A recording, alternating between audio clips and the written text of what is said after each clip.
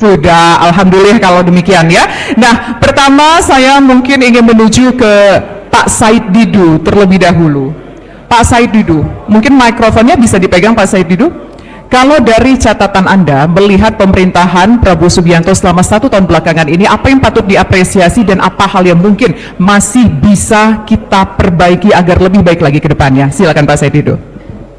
Pertama, saya senang karena judulnya pemerintahan Prabowo. Tidak ada temannya. Karena saya memang hanya mengharap negeri ini bisa diperbaiki kalau dipimpin oleh Prabowo tanpa teman. Itu harapan saya, dan fotonya juga sendiri. Jadi itu yang bikin saya, setelah dapat undangan dari panitia, saya lihat fotonya sendiri, nama pemerintahannya Prabowo, oke, saya datang. Nah, saya melihat, saya kebetulan di luar terus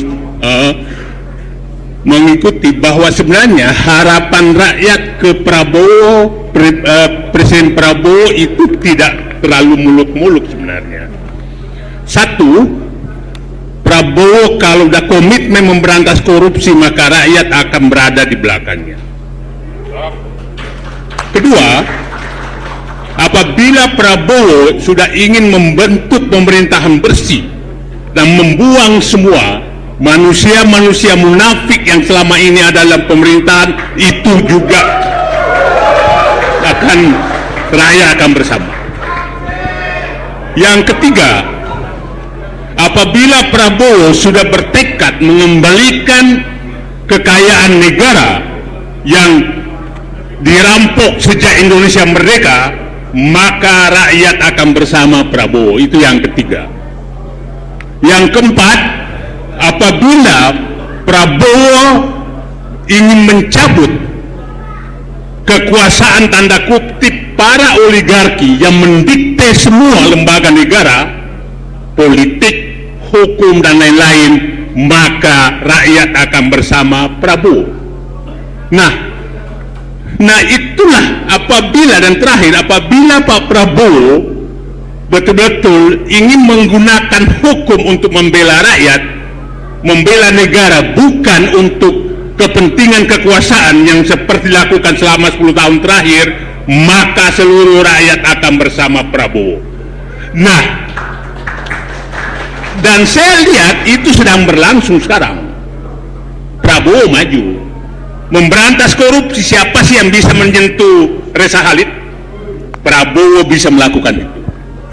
Bahwa walaupun sekarang belum terungkap, tapi dia sudah berani melakukan itu. Pengambilan sumber daya alam sedang berlangsung. 5 juta hektar sawit sedang dikejar, 4,3 juta hektar tambang sedang dikejar. Rakyat akan bersama. Oligarki, mereka sudah teriak-teriak. PSN PIK 2 yang tidak tahu komandannya oligarki, dia cabut dan tinggal menunggu yang lain aja. Kira-kira begitu. Nah, penegak hukum yang kita belum lihat nih, belum lihat karena masih tarik mundur tentang reformasi kepolisian. Nah, ini masih ada 3 hari Pak Prabowo sampai 1 tahun pemerintahan beliau, 20 Oktober. Mudah-mudahan 1-2 hari ini itu terjadi. Nah, jadi saya yang orang luar, yang di luar terus, saya melihat ada langkah nyata Prabowo mengakhiri semua kerusakan bangsa ini yang sudah terakumulasi sejak Indonesia merdeka. Dan saya katakan, Pak Prabowo, hanya pemimpin yang kuat seperti Prabowo yang bisa melakukan itu.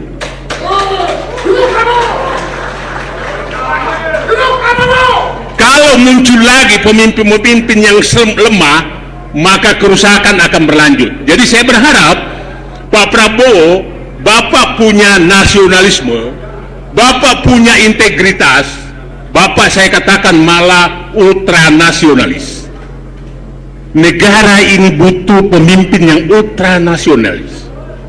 Tapi saya sering menyatakan Pak Prabowo ada kepribadiannya otak Rambo, hati Rinto itu. Nah, itu yang kita harus pahami, bahwa itulah yang sering menyatakan orang sabar itu ada strateginya. Nah, itu kira-kira harapan saya 1 tahun. Saya menunggu 3 hari lagi Pak Prabowo apakah bisa mereformasi tentang penegak hukum. Terima kasih, Mbak. Soal reformasi penegakan hukum, nanti kita akan diskusikan hal ini bersama dengan sejumlah narasumber yang lain. Tapi kalau kita melihat 1 tahun pertama pemerintahan Pak Prabowo dengan pemerintahan sebelumnya seperti apa? Kalau bolehlah kita mengkomparasi dalam forum yang terbatas ini. Silakan Pak Said Didu.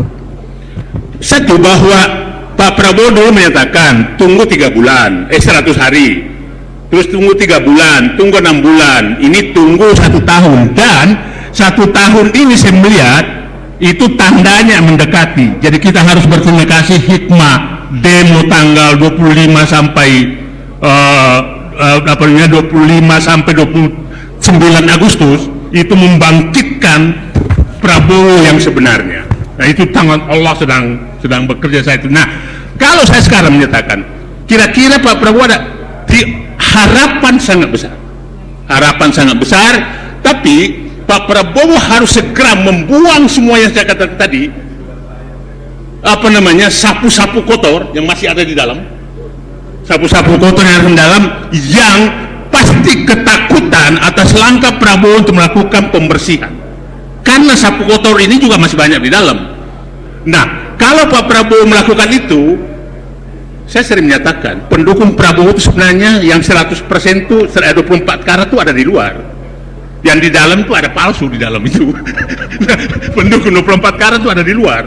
Nah, Pak Prabowo ini tidak ada oposisi loh terhadap dirinya sampai sekarang. Dia oposisi terhadap pasangannya. Ya. Jadi Pak Prabowo itu sebenarnya pemerintahan yang agaknya bagus lah, ini fotonya nggak ada gitu kan. Karena oposisi, semua orang di luar pemerintahan Prabowo berharap kepada Prabowo tanpa pasangan. Itu kira-kira itu bahasa lugasnya. Oke, baik. Terima kasih Pak Said Didu. Tapi sebelumnya kita ingin menyapa terlebih dahulu, saat ini sudah hadir bersama kita ada Bapak Budiman Sujatmiko selaku Kepala Badan Pengentasan Kemiskinan. Selamat siang Bapak, terima kasih sudah hadir. Sebelum kita menuju ke narasumber kita yang lainnya, Pak Budiman Sujatmiko, izin Bapak berkenan untuk memberikan catatan-catatan refleksi bagaimana pemerintahan Prabowo Subianto selama 1 tahun belakangan ini. Berkenan ingin menjawab ataupun memberikan pandangannya dari kursi, atau mungkin berkenan untuk menggunakan podium ataupun di stage. Kami persilakan Bapak. Ini sudah selesai semua belum? Belum. Kita mau dengar suara Bapak dulu, boleh? Nanti kita akan lanjutkan dan kita... lebih baik selesaikan dulu aja. Oke. Kita harus, yang sudah mendahului biarkan teruskan saja. Saya juga ingin mendengar. Oke, baik. Terima kasih Pak Budiman Sujatmiko, tapi terima kasih juga sudah hadir tentunya dalam kesempatan siang menuju sore hari ini. Nah, saya ingin menuju ke Pak Laude. Pak Laude, kalau kita bicara soal penegakan hukum, Pak Laude Syarif, tentunya bicara soal korupsi ini juga part dari penegakan hukum. Anda melihatnya apakah memang harus perlu digenjot lagi untuk penegakan hukum, meskipun kita ingat dulu Pak Prabowo pernah mengatakan kalau perlu mereka yang koruptor-koruptor itu dihukum 50 tahun penjara seperti itu. Silakan Pak Laude. Oke, terima kasih banyak. Saya mengucapkan terima kasih atas undangan yang diberikan. Saya kurang tahu persis apakah hadirat itu tahu tentang kondisi korupsi Indonesia. Pada tahun 2019, ketika saya tinggalkan KPK, Corruption Perception Index kita itu ada 40, nilainya 40, yang tertinggi 100. Tapi itu adalah yang tertinggi selama Indonesia. Setelah itu KPK diobok-obok, akhirnya pada tahun 2020 Corruption Perception Index kita itu turun menjadi 34. Tidak pernah dalam sejarah Indonesia Corruption Perception Index kita itu turun. Selalu paling dia stagnan dari zaman SBY, dari zaman Ibu Megawati, paling tidak pernah turun. Sekarang 38, belum sampai kepada tahap 2019. Oleh karena itu, kita sangat berharap kepada Presiden itu bahwa korupsi ini memang menjadi salah satu program kerja utama beliau. Dari segi statement yang disampaikan oleh Presiden, saya pikir kelihatan ada girah untuk memberantas korupsi itu. Misalnya Pak Prabowo mengatakan bahwa koruptor itu sampai ke kutub utara pun kita akan buru. Nomor satu. Nomor dua mengatakan bahwa tadi harus dihukum maksimum seperti itu. Beliau juga mengatakan bahwa undang-undang pemulihan aset atau perampasan aset akan segera diundangkan. Itu kita tunggu seperti itu. Dan ada beberapa hal konkret yang sudah dibuat yang saya senang. Misalnya soal penguasaan lahan kebun dan tambang-tambang yang dulu tidak pernah orang berani mengatakan bahwa para jenderal polisi dan tentara di belakang tambang-tambang itu, dan hari ini dibicarakan oleh Prabowo. Saya pikir itu masyarakat sangat berharap untuk itu. Apakah perlu masih harus banyak dilaksanakan? Saya pikir banyak sekali. Mengapa? Karena pemberantasan korupsi itu tidak selesai dengan pidato. Pemberantasan korupsi itu harus dibarengi dengan nomor satu, perbaikan regulasi yang belum maksimum, kita harus perbaiki. Nomor dua, kemarin untuk penegakan hukum ketika saya bersama Gerakan Nurani Bangsa bertemu beliau mengatakan, wah bapak-bapak ini seperti membaca pikiran saya, karena saya sudah siapkan peraturan presiden untuk reformasi Polri. Ya kita tunggu juga, sampai hari ini belum seperti itu. Jadi kita lihat apa yang terjadi. Untuk mengakhiri 4 bulan lalu di ANU, di Australia National University itu mengeluarkan buku yang namanya The Jokowi Presidency, Indonesia's Decade for Authoritarian Revivals, di mana saya merupakan salah satu penulis di buku itu, yang diedit oleh Sana Jeffrey dengan Eve Warburton. Kita ingin melihat bahwa Pak Prabowo ini kan senior ya.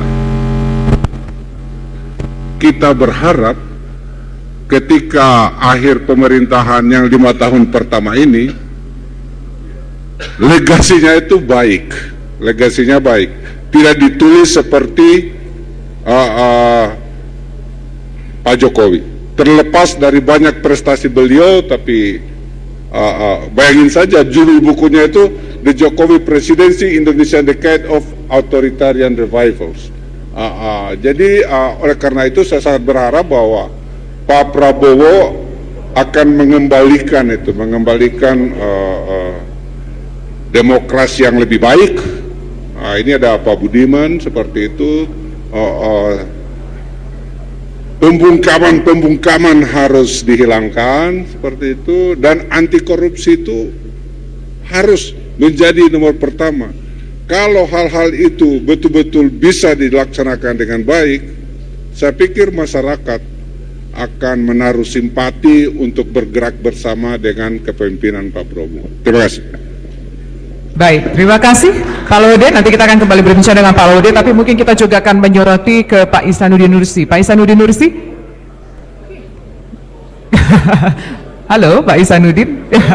Pak, kalau kita bicara soal pertumbuhan ekonomi Indonesia, terakhir angkanya 5,12%, dianggap cukup oke dan stabil. Tapi dari catatan Bapak sebagai seorang ekonom, secara keseluruhan memandang soal ekonomi Indonesia 1 tahun belakangan ini seperti apa? Silakan Pak Ihsan.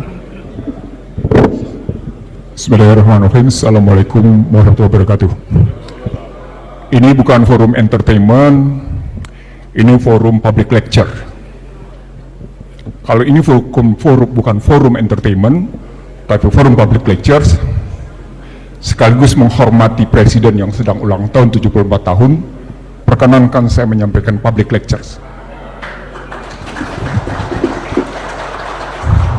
Singkirkan model entertainment, karena hidup tidak bisa dengan entertainment.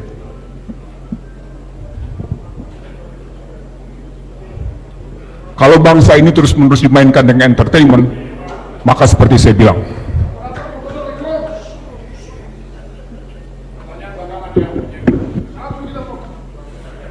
Baik, selamat datang Bung Rocky Gerung. Kita jeda sejenak. Silakan dilanjutkan Pak Ihsanuddin Nursi. kalau Anda terus-menerus dengan entertainment, maka Anda berarti setuju fiskal dan moneter kita dijajah.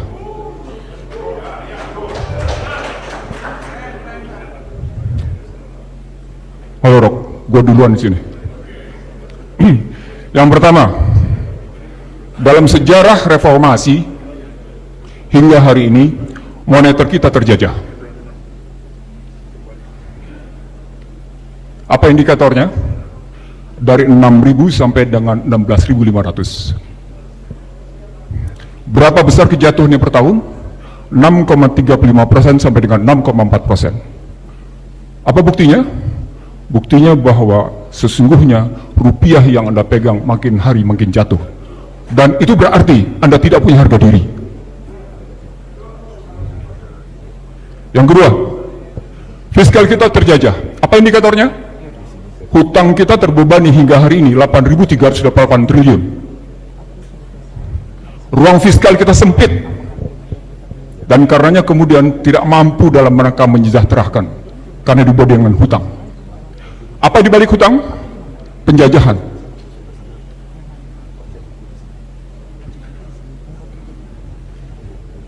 Di balik hutang adalah penjajahan. Saya mau buktikan sama Anda. Kita sibuk dengan transisi energi untuk Eisel 1 dan Eisel 2 dengan mengubah yang namanya batu bara menjadi PLTS. Ada dua pinjaman Eisel 1 dan Eisel 2, 600 juta US dollar dan 1,2 miliar US dollar. Setelah saya pelajari, isinya adalah tiga. Satu, Anda belanja kebijakan dengan berhutang. Dua, Anda tidak punya uang untuk membiayai, maka Anda berhutang. Tiga, Anda beli teknologi PLTS untuk mengikuti transisi energi. Pertanyaan berikutnya, siapa sebenarnya yang punya konsep transisi energi? Siapa sesungguhnya? Anda ikut-ikutan teriak green economy. Ikut kita semua teriak namanya global climate change. Di tengahnya namanya Cina tetap ongkang-ongkang kaki dan melakukan perlawanan terhadap Washington.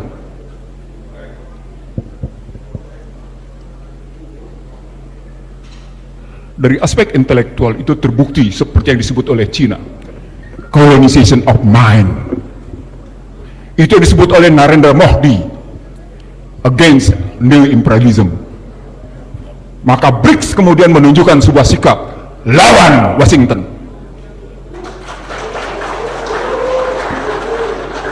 Lalu problem besarnya kenapa Prabowo tanda tangani perjanjian dagang dengan Amerika?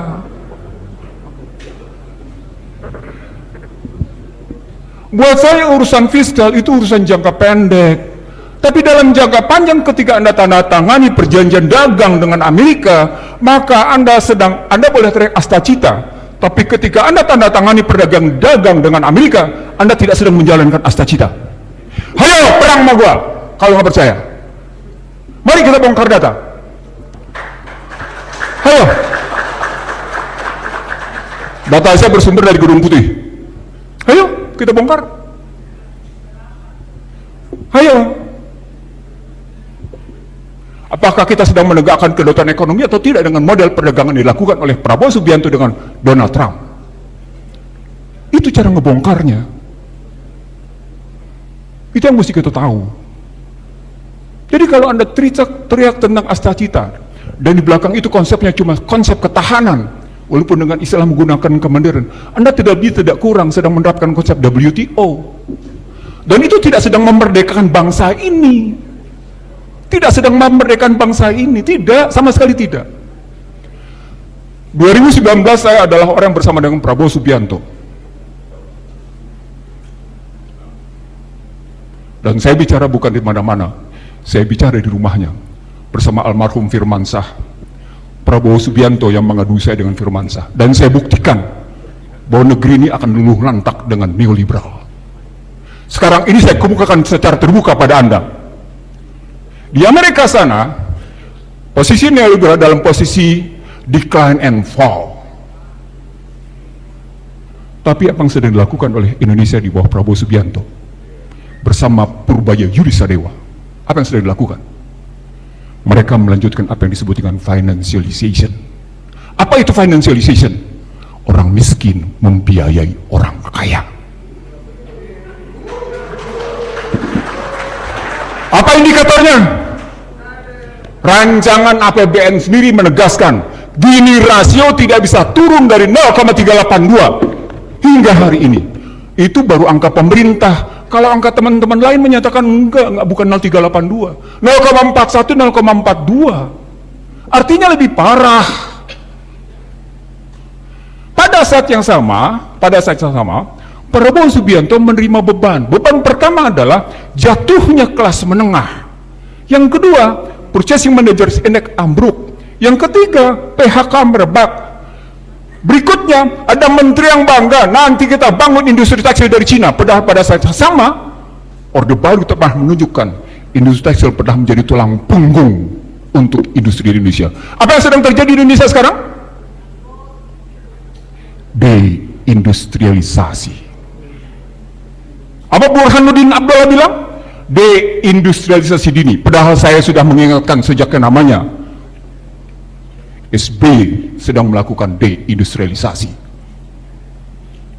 Lalu Anda bangga dengan melakukan hilirisasi? No, pertanyaan besarnya, siapa penikmat hilirisasi?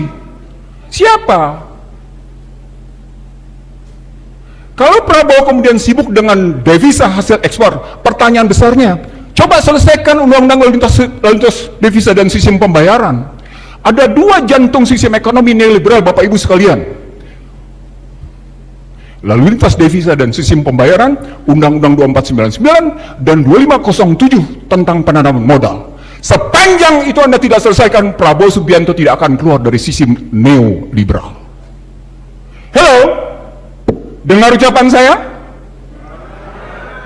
Saya ulang, selama Prabowo Subianto tidak keluar dari Undang-Undang 2499, lalu lintas devisa dan sistem pembayaran, dan Undang-Undang 2507 tentang penanaman modal, Prabowo Subianto tidak keluar dari sistem neoliberal. Padahal di negeri sana, sebagai pejuang neoliberalnya, dia sedang ambruk habis-habisan.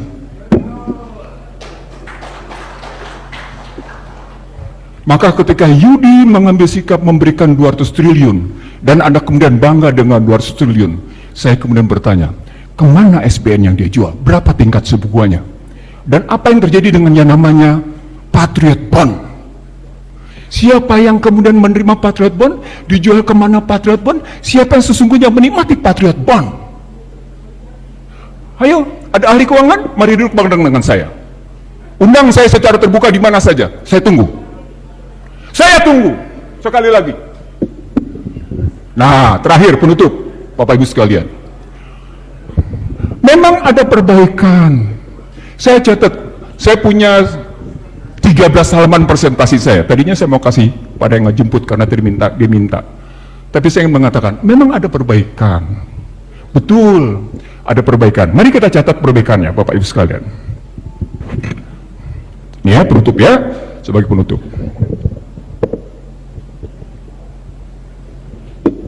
Perbaikan pertama, penjualan mobil tahunan naik dari 61.780 menjadi 62.069. Itu ya, penjualan mobil. Lalu kemudian kita lihat penjualan motor juga turun, tapi dari 578.000 menjadi 567.173. Angka ini menunjukkan apa? Orang kaya tetap bertahan pada kekayaannya, orang miskin tetap ambruk menurun. Ada lagi yang mendapatkan perbaikan, satu kata kunci di sini, dan ini tipis sekali.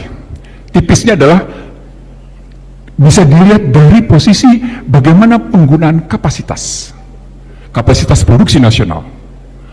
Maaf moderator, I'm talking by data, I'm talking by reference. Penggunaan kapasitas sebelumnya 73,25%, kapasitas sekarang 73,58%. Apa artinya kenaikannya? Tipis. Sekarang pertanyaan, kenapa demikian tipis selama setahun? Karena Prabowo punya beban besar sejak awal. Saya katakan pertama, satu, tadi keuangan, fiskal dan moneter dalam posisi terjajah. Dua, posisi utang luar negeri yang membebani sehingga fiskal sempit. Tiga, SDM rendah, PHK besar-besaran. Empat, menarik di sini, Bapak Ibu sekalian, yang tidak disadari oleh pemerintahan dan kawan-kawan banyak. Sumber daya buatan itu diambil oleh asing, dan kemudian infrastruktur yang dibangun selama era Joko Widodo cuma menurunkan biaya logistik 0,3%. Nah, itu beban besar Prabowo, silakan atasi. Anda bisa syukur, Anda nggak bisa silakan tanya saya, karena saya punya konsep tanpa perlu bayar. Terima kasih. Baik, terima kasih Pak Ihsanuddin Nursi mengenai catatan dan juga pandangannya bagaimana setelah 1 tahun pemerintahan Prabowo Subianto. Memang harus ada hal yang tentu bisa kita apresiasi, tapi di sisi lain ternyata juga PR-nya begitu banyak sekali. Salah satunya adalah soal kemiskinan dan juga soal Gini rasio ketimpangan antara orang yang kaya dan juga orang yang miskin. Sebelum kita menuju ke narasumber berikutnya, izinkan saya untuk mengundang 2 orang narasumber kami yang sudah hadir di sini, yaitu ada Pak Budiman Sujatmiko. Kami persilakan untuk menuju ke atas panggung, Pak Budiman. Ya, silakan Pak Budiman Sujatmiko. Dan selanjutnya kami undang Bung Rocky Gerung untuk juga bersedia menempati tempat yang sudah kami sediakan. Silakan Bung Rocky Gerung. Untung nggak salto ya Bung ya. Terima kasih sudah hadir Bung Rocky Gerung. Oke.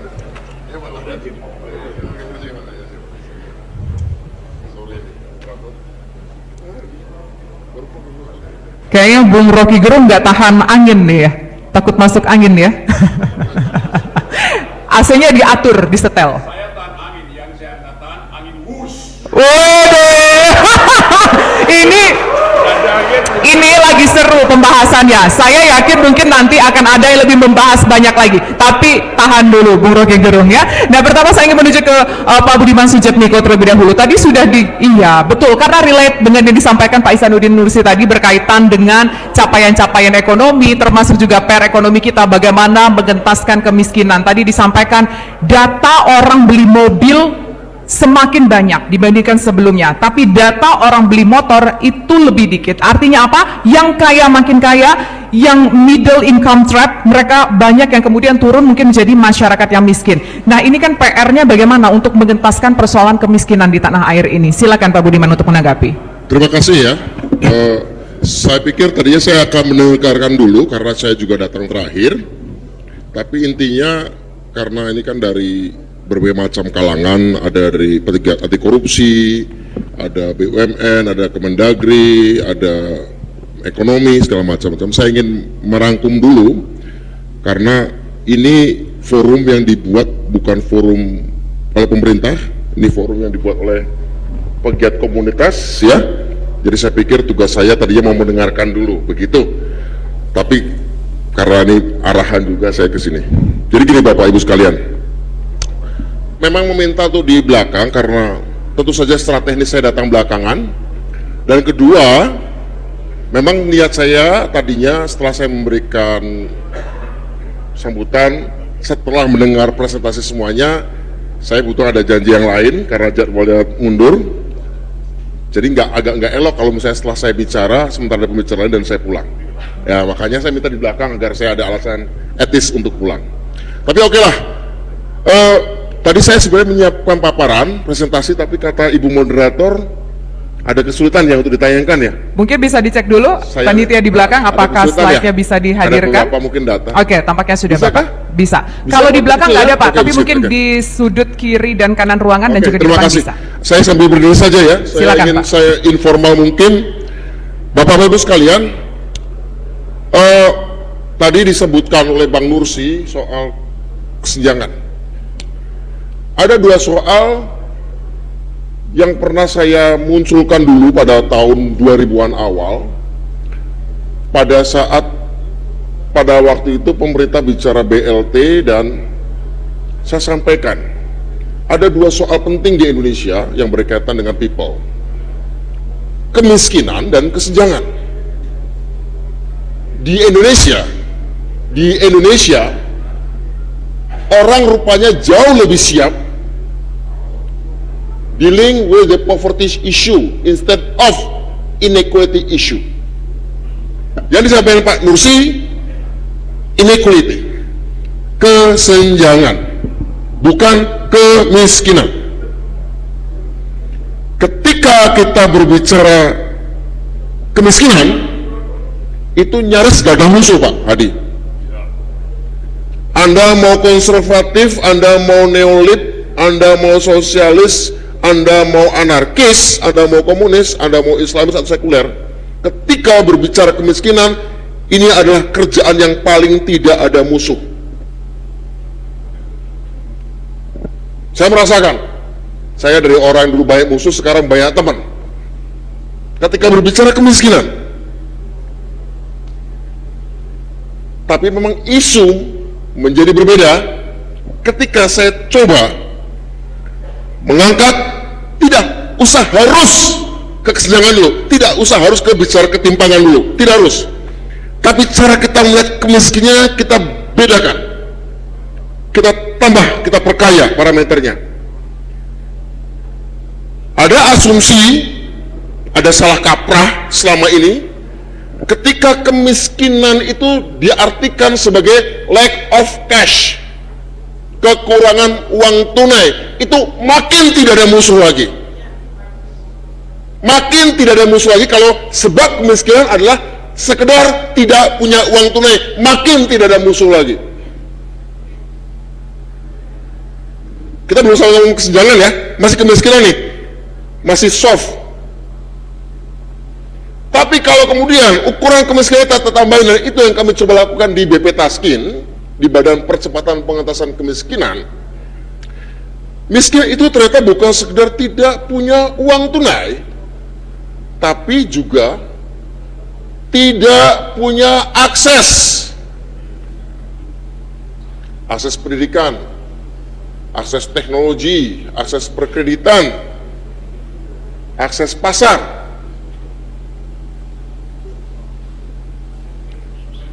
Tetap masih sedikit musuhnya, cuma mulai bedakan antara yang paham masalah dengan yang nggak paham masalah.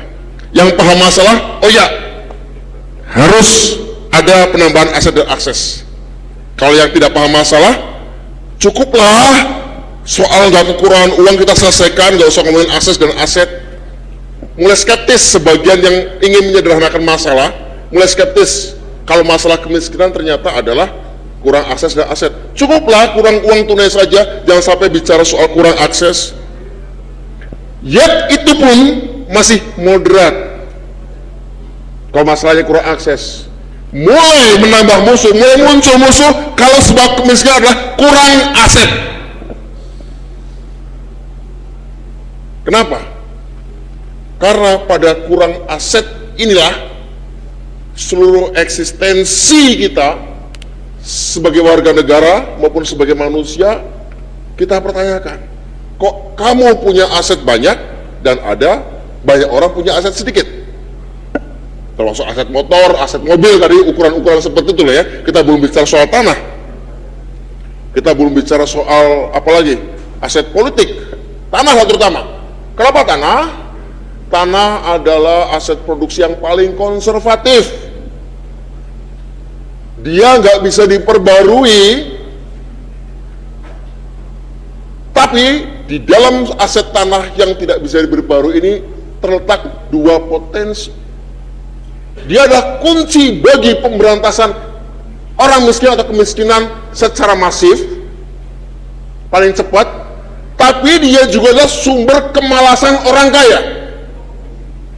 Nah, tanah ini kan sumber kemalasan, dari sana kunci untuk mengatasi kemiskinan yang paling struktural, kunci mengatasi kemiskinan yang paling masif, kunci mengobati penyakit yang sebenarnya sejak abad 20 sudah selesai. Ibaratnya, kalau kita menata soal tanah, penyakit kolera, penyakit TBC yang seharusnya sudah selesai abad lalu, itu sudah diselesaikan. Tapi kita kan nggak bisa mengatasi penyakit TBC kemiskinan ini. Itulah kenapa Bapak Prabowo Subianto, kita refleksi, Kita ke refleksi. Pak Prabowo berbicara soal penyitaan lahan-lahan perkebunan sawit jutaan hektar. Sesuatu yang paling struktural, paling sensitif dari pengatasan kemiskinan adalah ketika menyentuh soal tanah. Refleksinya, Pak Prabowo adalah presiden yang secara berani, secara struktural, terstruktur dan masif melakukan itu. Memang belum sampai daya beli soal mobil dan motor, Pak Nursi. Belum. Pak Prabowo menghajar dari hulunya, dari aset yang paling konservatif, tanah. Obat paling manjur bagi kemiskinan masif maupun sumber kemalasan orang kaya. Karena dia adalah sumber kekayaan ekstraktif. Begini Pak, teman-teman sekalian, ini ibu-ibu ini nggak ada ya pembicara ya? Ada. Cuma moderator. Aduh. Oke, ada masalah nih berarti. Tadi Pak Said, Pak Laude, tadi Pak Nursi, saya belum yang dengarkan yang lain, sayang sekali. Di dunia ini, sejak Perang Dunia Kedua, dunia ini sudah ganti 4 kurikulum. 4 kurikulum menjadi kaya, 4 kurikulum menjadi kuat, 4 kurikulum menjadi sejahtera. 25 tahun pertama, siapa yang menguasai sumber daya alam, dia akan menjadi kekuatan besar. 25 tahun kedua, siapa yang menguasai manufaktur, dia akan menjadi kekuatan besar. 25 tahun ketiga, siapa yang menguasai rekayasa keuangan akan menjadi kekuatan besar. 25 tahun keempat, siapa yang menguasai data akan menjadi kekuatan besar. Pak Prabowo mau menyelesaikan soal yang seharusnya 25 tahun pertama sejak Perang Dunia Kedua selesai, yaitu soal ekstraktif, soal sumber daya alam. Memang kesana dulu kita masuknya. Sekali lagi, ini masih kemiskinan nih, isunya bukan inequality nih. Masih kemiskinan nih, tapi sudah mulai hardcore. Soal aset. Hal yang paling memecah belah bangsa dan manusia secara ideologis adalah soal aset.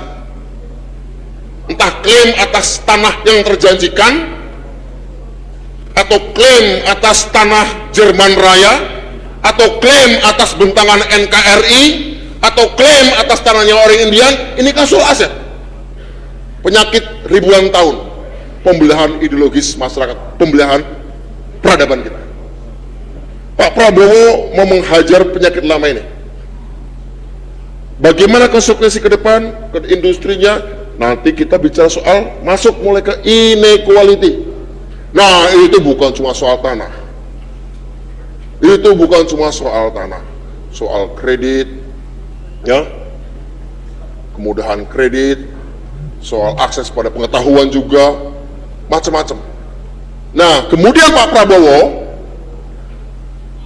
sebagai seorang the student of geopolitical science mengetahui bahwa ini tidak berdiri di dalam ruang kosong global. Ada rantai pasok, ada supply chain yang memang mau naruh Indonesia dalam supply chain itu sekedar bertumpu pada tanah yang di atasnya maupun di bawahnya, agar dalam global supply chain Indonesia cuma setor apa yang ada di bawah tanah, di atas tanah, maka mensyaratkan orang-orang kaya yang malas berinovasi, orang-orang kaya yang melihat investasi pada pengetahuan itu akan membunuh dirinya karena dimanjakan oleh ekstraktif. Kedua, menyisakan rakyat miskin yang terkungkung dalam agrarianisme, cara berpikir agraris, tidak cara berpikir industrialis, apalagi cara berpikir digital. Padahal dunia berjalan terus, seperti saya katakan, kurikulum keempat bicara data, bicara digital, yaitu antara tahun 2020 sampai tahun 2045. Ini masalahnya, ini dialektikanya, ini dinamikanya. Tapi kita tetap mulai dari tanah. Makanya ada soal penyitaan duta palm, perusahaan-perusahaan sawit, tambang, itu kan ekstraktif ya, ekstraktif kan, di atas tanah dan di bawah tanah. Bapak Ibu sekalian, soal ini adalah soal yang sudah membuat manusia ini mati puluhan juta orang dalam ribuan tahun peradabannya. Dan tahun 65 juga mati karena rebutan tanah kan. Israel Palestina juga soal rebutan tanah. Nah ini Bapak Ibu sekalian, refleksinya Pak Prabowo sudah mengidentifikasi dan sudah melakukan. Tugas saya sebagai salah satu pembantunya adalah terus melakukan detailing atas ini semua, supaya soal yang disentuh bukan cuma kemiskinan, bukan cuma soal lack of cash, tapi juga lack of access, bukan cuma lack of access, tapi juga lack of assets. Setelah itu baru kita hijrah mengatasi soal kesenjangan. Kesenjangan pun dibagi dua, kesenjangan di dalam negeri dan kesenjangan di tingkat global. Tadi mungkin disebutkan BRICS adalah bagian dari mengatasi kesenjangan di tingkat global. Saya kira itu refleksinya. Banyak PR, tentu saja masih ada 4 tahun lagi, tapi visi Pak Prabowo pasti tidak cukup 5 tahun, bahkan tidak cukup 25 tahun. Pasti tidak cukup 25 tahun.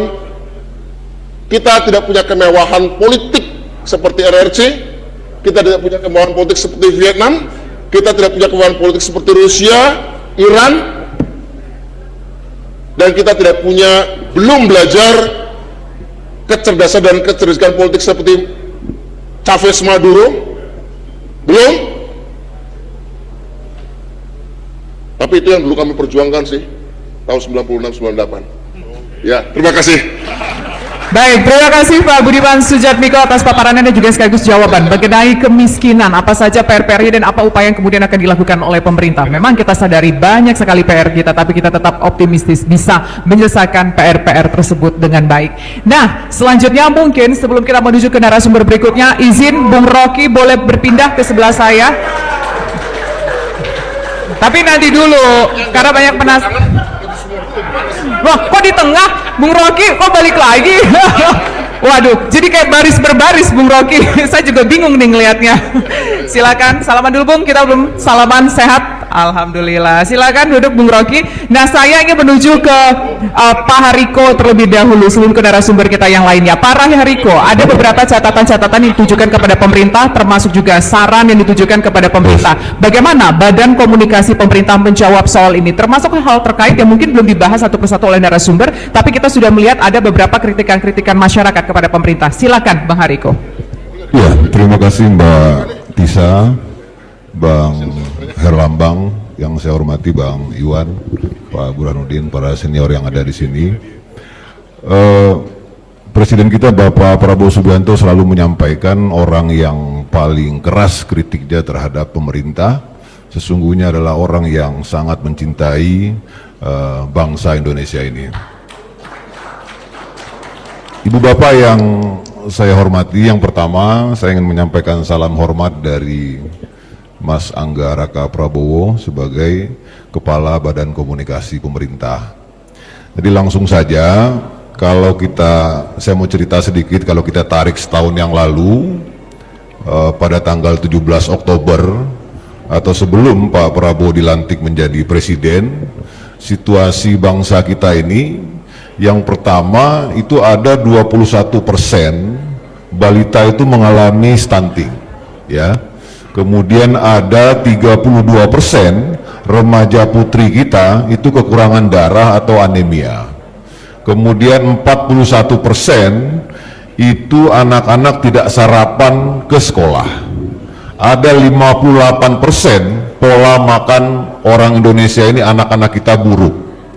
Dan perlu kita ketahui semuanya, setiap jam itu 85 orang Indonesia meninggal dunia. Makanya di grup WA itu sering ada innalillahi wa inna ilaihi rajiun. Ini karena penyakit TBC, kemudian juga karena penyakit kardiovaskular. Nah, dalam situasi seperti ini kita nggak mungkin menuju Indonesia maju atau Indonesia emas. Ketika Pak Prabowo menjadi presiden, 40% ruangan kelas itu rusak sedang, ringan, dan berat. Maka ketika presiden menjabat, salah satu program yang pertama kali dilakukan adalah cek kesehatan gratis untuk seluruh masyarakat Indonesia tanpa terkecuali, Mbak Tisa. Ini program layanan kesehatan yang terbesar sepanjang sejarah Indonesia. Belum pernah ada program yang seperti ini. cek kesehatan itu biayanya 300.000, 600.000, 900.000, bahkan ada yang 1 juta, bahkan ada yang 3 juta, 6 juta di beberapa fasilitas kesehatan. Sekarang gratis untuk seluruh masyarakat Indonesia tanpa terkecuali. Dan sekarang penerima manfaatnya sudah 32 juta orang, lebih kurang 32 juta orang, gratis. Kemudian Presiden juga mengadakan program makan bergizi gratis yang mohon maaf sebelum-sebelumnya belum pernah ada program seperti ini. Saya cek ke Arsip Nasional Republik Indonesia, itu sejak zaman Komite Gizi Batavia berusaha mengadakan program ini. Zaman Orde Baru nggak bisa, zaman Orde Lama nggak bisa. Kemudian ada Pemtas, inilah pertama kali dalam sejarah ada program makan bergizi gratis, dan jumlah penerima manfaatnya sudah 36 juta orang setiap hari, ya. Ibu hamil, balita, kemudian anak PAUD, para pelajar dan para santri mendapatkan makan bergizi gratis. Jadi sekarang saya kebetulan adik kandung saya tinggalnya di Belanda. Dia bilang sama saya, "Bang, di Belanda enak sekali pelayanannya." Saya bilang, di Indonesia sekarang ada orang belum punya usia itu sampai dia SMA nanti setiap hari berhak mendapatkan program makan bergizi gratis. Ya, jadi seperti itu. Sudah melahirkan tenaga kerja lebih kurang 398.000, kemudian sudah melibatkan sekitar 11.000 dapur, ada 9.000-an UMKM dan jutaan orang-orang, para orang tua yang mendapatkan manfaat. Kemudian ada misalnya kita lihat kemarin saya lihat di media sosial itu, kebetulan nama akunnya Rocky Gerung, Bang Rocky. Di Instagram itu ada nama akun Rocky Gerung, tapi saya yakin itu bukan punyanya Bang Rocky. Pokoknya ada nama akun Rocky Gerung. Akun Rocky Gerung itu yang mengatasnamakan Bang Rocky, dia tulis begini, setiap hari nanti di tahun 2026 itu ada anggaran sekitar 1 triliun untuk makan bergizi gratis, sedangkan sekolah-sekolah dibiarkan ambruk. Kira-kira begitu tulisannya. Nah, menghadapi tulisan-tulisan seperti ini, kita tidak langsung menyalahkan orang yang menulis, tapi kami dari Badan Komunikasi Pemerintah justru merasa jangan-jangan kita yang kurang sosialisasi, kan kira-kira seperti itu. Jadi untuk sama-sama kita ketahui, sekarang ini sedang berjalan program perbaikan sekolah, revitalisasi sekolah. 2025 anggarannya 16,9 triliun, kemudian 2026 22,5 triliun. Inilah revitalisasi perbaikan sekolah yang terbesar sepanjang era reformasi. Tentunya yang terbesar masih rekornya dipegang oleh Pak Harto, yaitu proyek SD Impres. Belum ada yang bisa mengalahkan itu.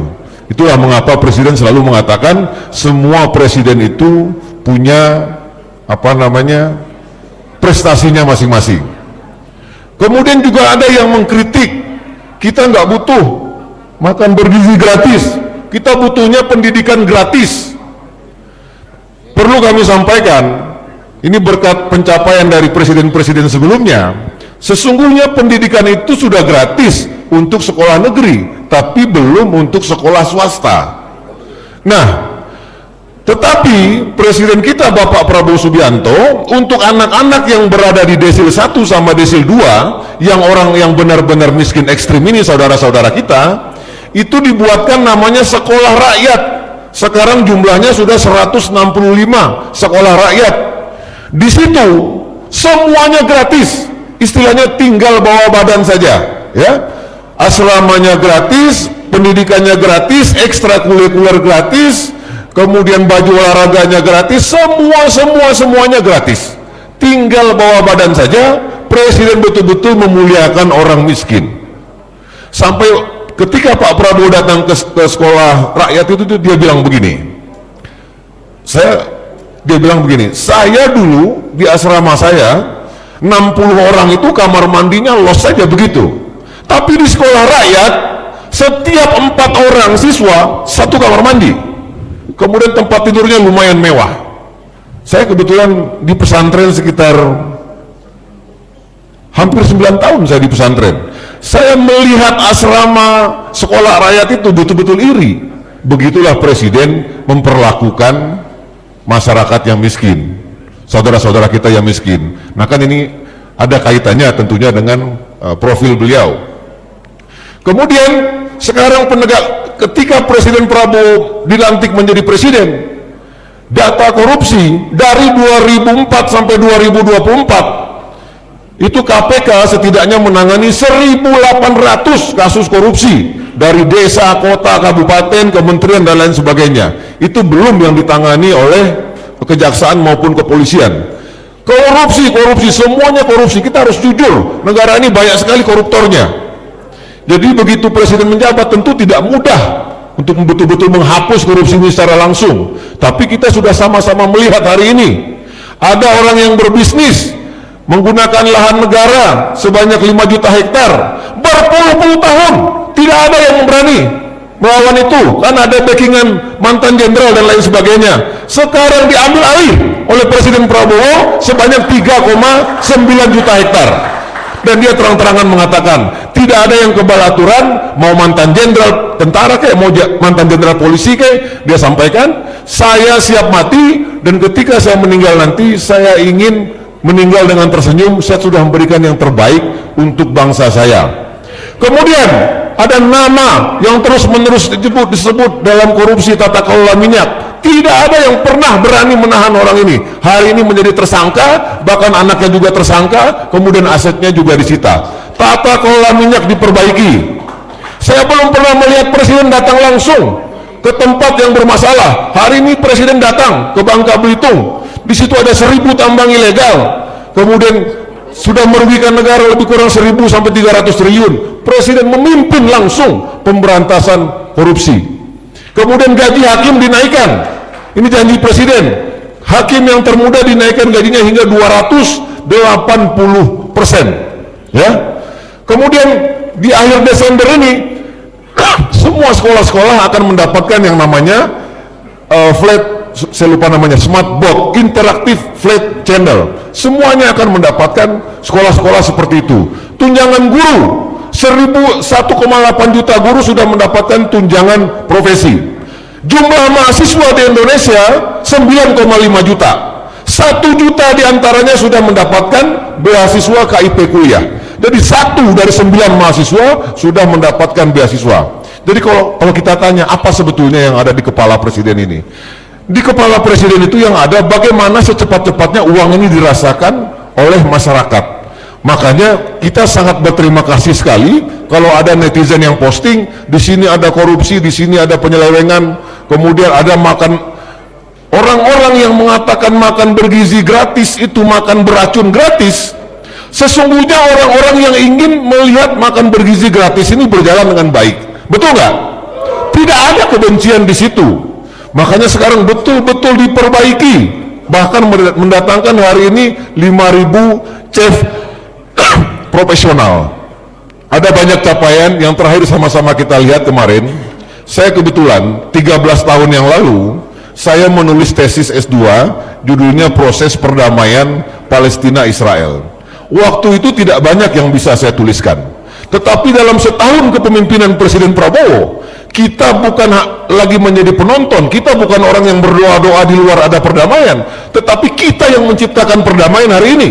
Kehadiran Presiden Prabowo di Mesir itu bukan seremoni diplomatik, itu sesuatu yang sangat dibutuhkan oleh dunia internasional. Di situ saya teringat apa yang disampaikan oleh Mas Wibawanto ini. Waktu itu beliau pernah mengatakan di podcastnya, saya tonton sampai 2 kali. Beliau bilang, kalau kita mau maju, kalau nggak salah dia bilang establish the truth, kita harus berdiri di atas kebenaran. Hari ini kita melihat Presiden Prabowo, meskipun Presiden Prabowo itu mengecam Israel, tetapi tidak ada kebencian terhadap bangsa Yahudi. Meskipun Presiden Prabowo itu mengkritik Barat, tidak ada kebencian terhadap umat Kristen. Meskipun Presiden Prabowo itu mengkritik solidaritas negara-negara Muslim, Presiden tidak masuk merasa paling suci. Meskipun Presiden Prabowo itu banyak orang Islam, tetapi Presiden tidak pernah terjebak dalam polarisasi Sunni dan Syiah yang selama ini memecah dunia Islam. Jadi posisi beliau di atas cinta dan kebenaran, di atas kejujuran dan keseimbangan, posisi itu yang langka hari ini di dunia global. Maka ketika presiden yang bertengkar sama Rusia, Ukraina, Zelensky itu ingin menemui Pak Prabowo, silakan bertemu dengan Pak Prabowo tanpa ada sedikit pun kekhawatiran Presiden Prabowo nanti saya nggak enak sama Pak Putin. Nggak ada seperti itu. Artinya hari ini kita betul-betul punya presiden yang disegani di luar negeri. Kemudian beliau punya prinsip yang disampaikan oleh Presiden Prabowo kemarin adalah anak-anak kita hari ini belajar kepemimpinan bukan dari buku pelajaran, melainkan dari keputusan kita hari ini. Makanya keputusan-keputusan seperti mendirikan koperasi Desa Merah Putih, kemudian untuk pertama kalinya ini belum ada presiden yang berani mengatakan semua tantim sekarang udah nggak ada lagi. Hari ini kita bisa hemat 8-9 triliun karena para komisaris BUMN tidak lagi menerima tantim. Itu aja mungkin saya kira yang bisa kami sampaikan.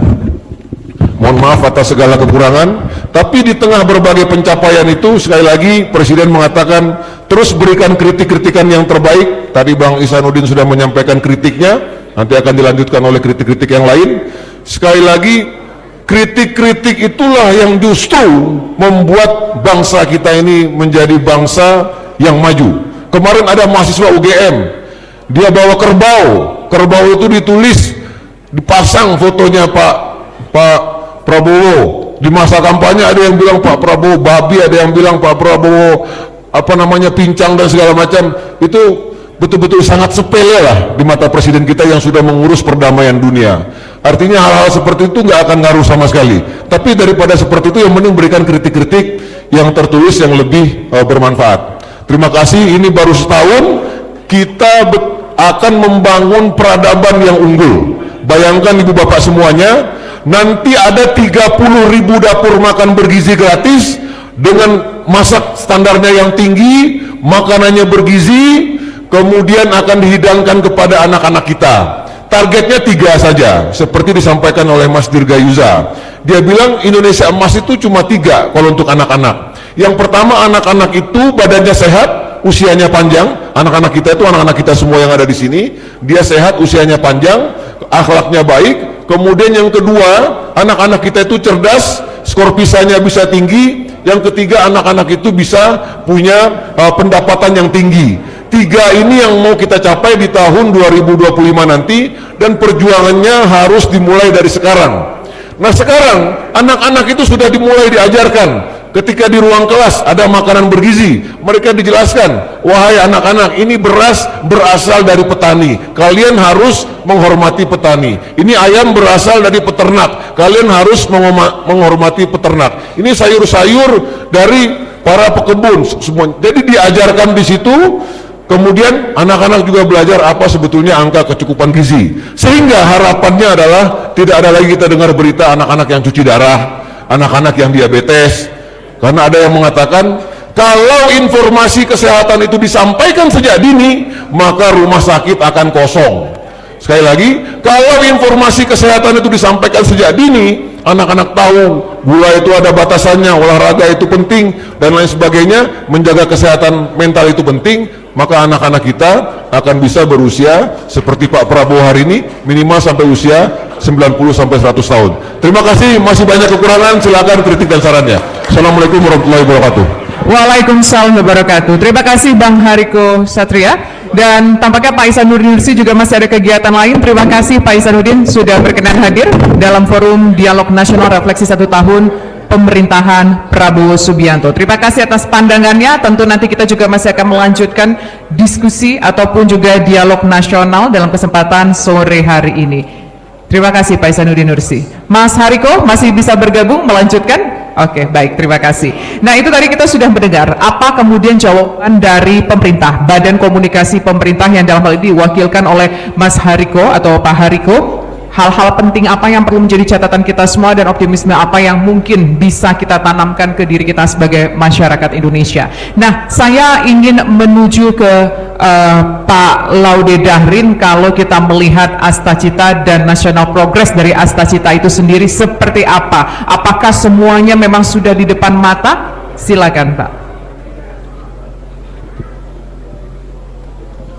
Bisa, Pak Laude? Oke, tampaknya bisa. Terima kasih, Ya. moderator ya. Bismillahirrahmanirrahim. Assalamualaikum warahmatullahi wabarakatuh. Selamat sore dan salam sejahtera buat kita semua. Om Swastiastu, Namo Buddhaya. Terima kasih atas undangannya GNCP ya, panitia. Terima kasih saya diundang. Dan kini saya berada di tengah tokoh nasional pembicara. Ini aktivis sudah jadi menteri sekarang, alhamdulillah. Ya, kalau bisa ditayangkan ya. Saya Baik, ada, operator di belakang bisa ditayangkan slide presentasi yang dibawa Pak Laude. sebelum saya mulai, saya ada kesan sendiri dengan Bung Budiman Sujatmiko. Boleh saya sebut di sini. Ini orang dialektiknya sangat kuat ya, kuat sekali. Pertanyaan saya dulu begini, Bung Budiman Sujatmiko, sampean ku kiri, sekarang gabung dengan PDIP yang isinya penguasa NKRI. Gimana persepsi politik Anda ketika persepsi politik dan bertindak politik ketika berada di dalam lingkungan itu? Saya pikir sulit dia jawab, ternyata mudah sekali. Apa kata beliau? Kiri itu awal pembangunan katanya, awal kebaikan. Contoh, Nabi Muhammad itu kiri dari Nabi Ibrahim katanya. Itu betul nggak jawab itu? Itu jawabnya. Dan itu real. Ya, revolusioner. Ini. Jadi logika atau dialektika itu sangat penting. Ya. Nah, bisa ditayangkan. Panitia, operator di belakang bisa ditayangkan? Kang Oke. Asep, oh ini sudah ada ini. Ya, izinkan saya coba mengulas mungkin 3 poin. Yang pertama, pengakuan dulu ya terhadap hasil perjuangan politik yang mulia Presiden Prabowo. Itu yang pertama saya harus sampaikan. Yang kedua, baru usul untuk National Progress. Usul. Yang ketiga baru National Progress sendiri. Jadi izinkan saya memulai dari yang pertama. Dari pemerintahan beliau setahun terakhir, saya mencatat kualitas makna tindakan politik dan keputusan-keputusan politik yang mulia Presiden Prabowo itu Soekarno kedua. Bapak Ibu, Soekarno kedua. Ya. Soekarno kedua.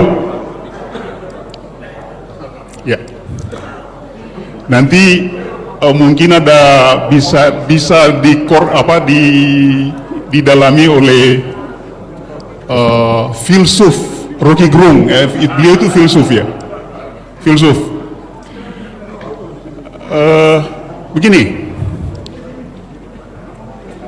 kalau yang mulia Presiden Soekarno itu berjuang politik untuk membebaskan bangsa Indonesia dari perbudakan bangsa Belanda yang non pribumi itu, ya.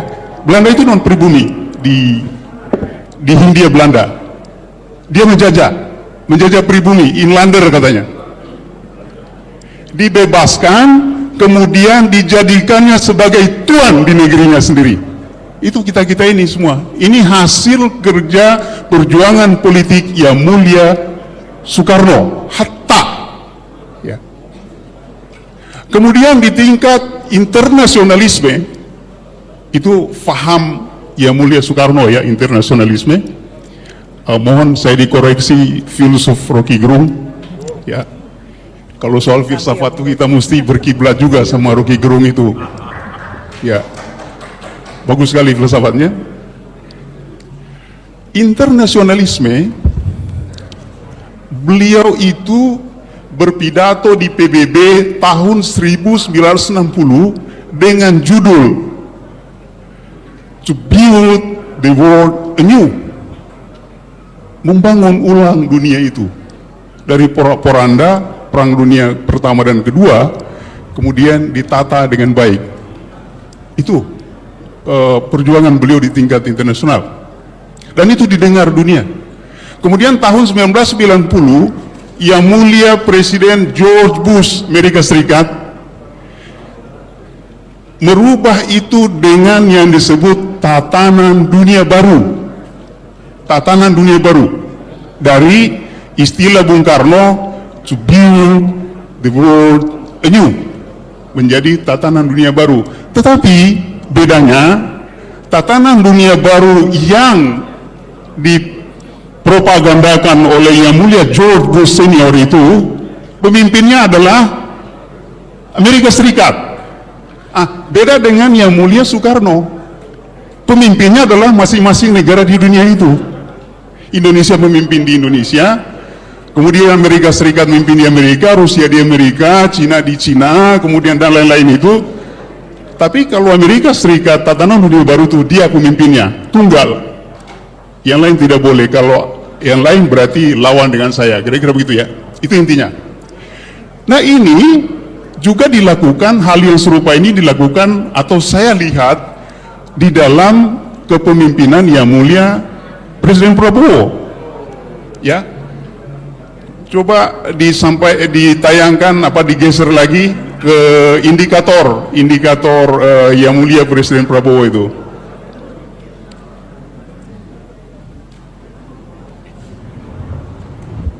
Ya, ini dia, sudah ada. Jadi menurut perspektif National Progress, Yang Mulia Presiden Prabowo Subianto sebagai Soekarno kedua, seperti saya katakan tadi, ada 3 indikator. Ada 3 indikator. Yang pertama, selama 10 tahun terakhir, ya, saya ulangi, selama 10 tahun terakhir, tadi Pak Saididu sudah pulang ya. Sama ini, saudara saya itu Pak Isan sudah pulang juga. Itu erat sekali kaitannya dengan materi kedua orang itu, kedua ahli itu. Kita berada dalam satu ruang, dalam situasi yang gelap gulita. Ya. Dalam satu ruang yang gelap gulita. Kemudian datang Yang Mulia Presiden Prabowo 20 Oktober 2024 hingga 20 Oktober nanti 3 hari lagi, sama dengan 1 tahun, itu sudah terang benderang. Sudah terang benderang, gelap gulitanya tak ada lagi. Indikatornya sudah disebut tadi. Pak Budiman Sujatmiko sudah menyebut, kemudian Pak Ihsan sudah menyebut, lalu Pak Saididu juga sudah menyebut, walaupun dalam kontekstual bukan konkret merah ke situ, tapi itu bagian dari variabel-variabel yang membuat gelap gulita tadi kemudian dirubah oleh Yang Mulia Presiden Prabowo sebagai terang benderang menuju tatanan urip, toto tentrem, kertora harjo, gemari paloh, cinawi. Masyarakat yang adil dan makmur, yang indah, yang bagus, yang cantik seperti Anda gitu. Kira-kira gitu ya. Kira-kira begitu. Seperti ibu-ibu ini, ibu-ibu cantik ini, terima kasih sudah hadir dalam refleksi 1 tahun kepemimpinan Yang Mulia Presiden Prabowo ini. Kemudian yang kedua, indikator kedua, visi internasionalisme dan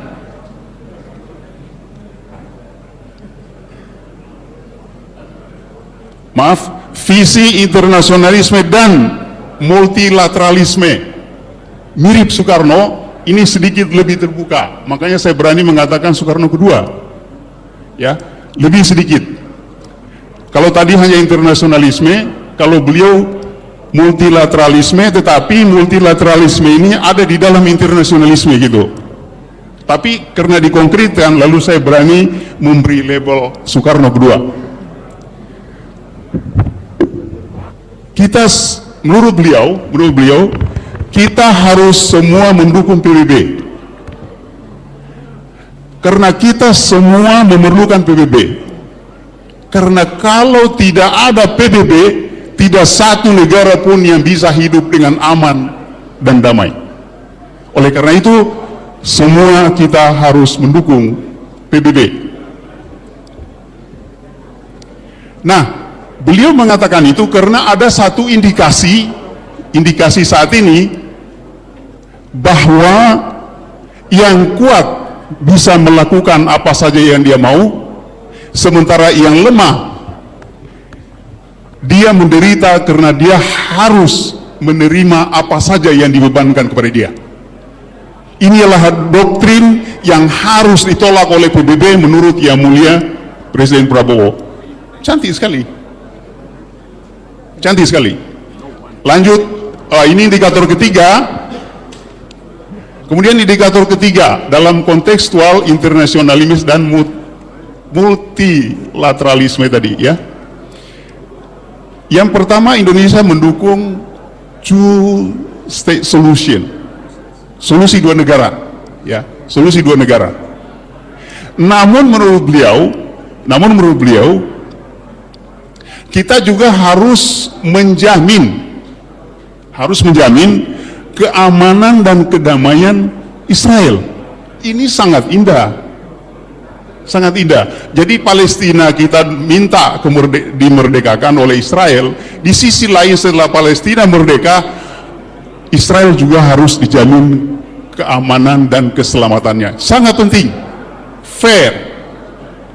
Jadi di sini politik luar negeri bebas aktif berfungsi, lalu gerakan non-blok pun tercapai. Kemudian yang kedua, nah ini sangat penting lagi, dua keturunan Nabi Ibrahim harus hidup rekonsiliasi, hidup berdampingan, hidup damai. Jadi Arab, Yahudi, Kristen, Islam, Hindu, Buddha harus hidup secara berdampingan sebagai keluarga manusia, dan itu artinya hidup dalam panji Abrahamic harmony, ya, Abrahamic harmony. Jadi Abrahamic harmony adalah realisasi sosial dari Abrahamic harmony adalah realitas sosial eksponen dari ketuhanan Yang Maha Esa yang sudah dilakukan oleh Indonesia, sudah lebih dahulu dilakukan oleh Indonesia, yang kita sebut atau kita kenal dengan ideologi Pancasila dan Bhinneka Tunggal Ika sebagai semboyan hidup bangsa Indonesia. Ini nilai yang disampaikan oleh beliau. Jadi artinya beliau itu bukan menjadi pemimpin dunia dalam arti Amerika Serikat, tetapi beliau menjadi pemandu dunia bahwa ini jalan yang benar, dia seperti ini, dan itu diikuti. Ya, lanjut. Nah, ini usul, Bu, usul Mbak, ya, maaf Mbak moderator, ini usul. Kalau tadi itu indikator keberhasilan beliau selama setahun terakhir, maka ini usul mungkin dalam tahun kedua, ketiga, dan keempat ini sudah selesai juga, gitu ya. Izin saya harus memperlihatkan kepada Bapak dan Ibu masalah yang ada di negara kita saat ini. Kita sekarang enak, duduk di kursi bagus, bisa makan enak begini, tapi ternyata negara kita tidak seenak ini sebetulnya. Tidak. Itu kebetulan Yang Mulia Presiden Prabowo pasti mampu menyelesaikan masalah ini jika beliau berkenan dan tentu kita harus sama-sama meminta beliau untuk menyelesaikan masalah ini. Insya Allah bisa. Nah, saya mau bilang kepada Bapak dan Ibu, maafkan saya jika berbeda pendapat. Status kedaulatan negara kita saat ini adalah decolonize of nations. Sekali lagi saya ulangi, status kedaulatan negara kita saat ini adalah decolonize of nations, negara jajahan bangsa-bangsa. Mari saya tunjukkan latar belakangnya. Mengapa sampai kepada kesimpulan itu? Di dalam amandemen UUD 45 yang dilakukan oleh MPR RI periode 1999-2004 itu melakukan amandemen pasal 6 ayat 1 UUD 45 yang berbunyi presiden ialah orang Indonesia asli, lalu dirubah menjadi presiden Indonesia ialah warga negara Indonesia. Ini hancur lebur. Izin Bapak mengingatkan tinggal 2 menit lagi. Berapa? 2 menit lagi. Oh baik. Hancur lebur. Nah, oleh sebab itu harus dikembalikan. Karena yang disebut warga negara itu ada 2 dimensi, bangsa Indonesia asli dan bangsa lain. Itu ya. Jadi harus dikembalikan. Lanjut. Nah, ini lewati saja.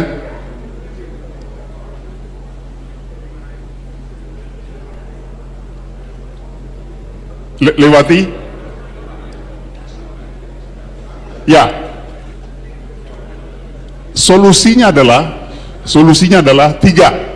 Bapak dan Ibu tolong, solusi tadi 3. 1. Dekret presiden kembali ke UUD 45 asli. Dekret.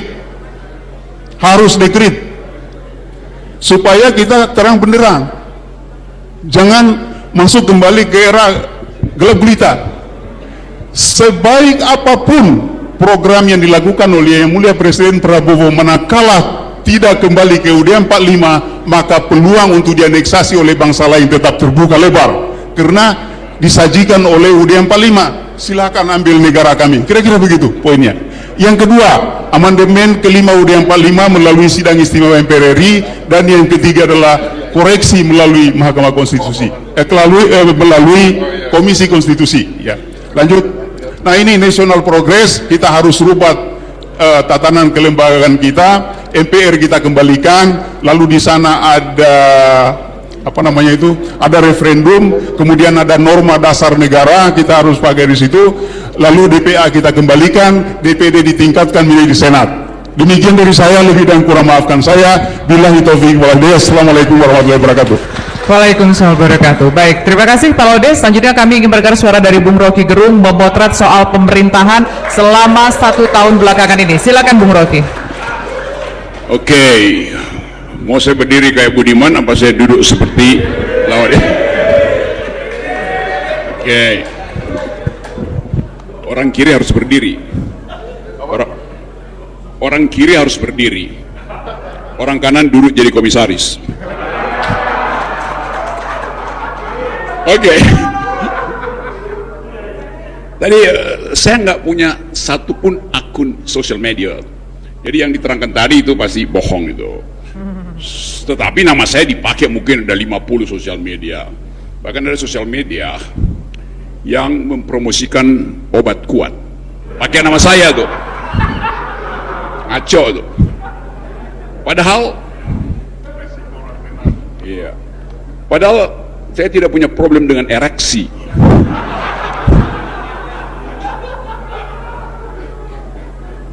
Problem saya dengan demokrasi, bukan dengan ereksi. Tadi Pak Laude mulai dengan semacam tuntutan final, yaitu dekret kembali pada Undang-Undang 45, lalu amandemen undang-undang itu. Oke, gimana jalan pikirannya? Kalau udah ada dekret, ngapain di amandemen itu? Jadi begitu dekret, di amandemen balik lagi dong. Kan itu. Jadi logical sequencesnya tuh keliru. Jadi ada masalah dengan ereksi intelektualmu itu. Oke.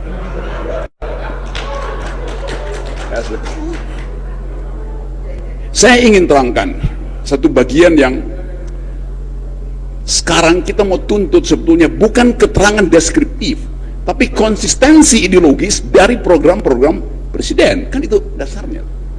Kita tahu presiden dicitrakan sebagai kiri itu. Siapa lebih kiri? Presiden Prabowo atau Budiman Sujatmiko? Budiman Sujatmiko hanya mampu nyanyi Darah Juang. Dia pikir udah kiri itu. Prabowo nyanyi Internasionali, Mars Komunis. Itu faktanya begitu.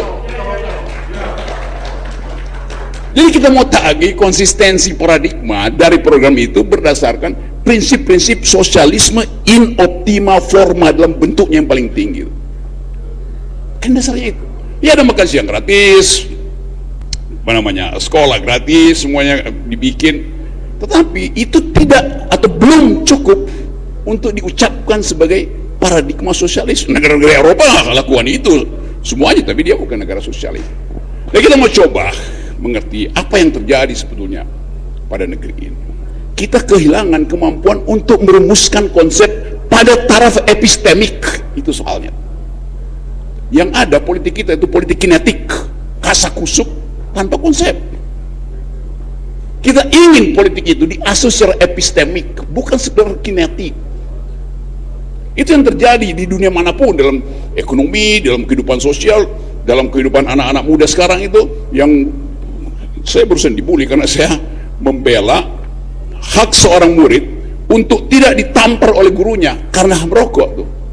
Lalu orang marah pada saya, Anda membela orang yang merokok. Bukan, saya membela hak dia untuk tidak ditampar.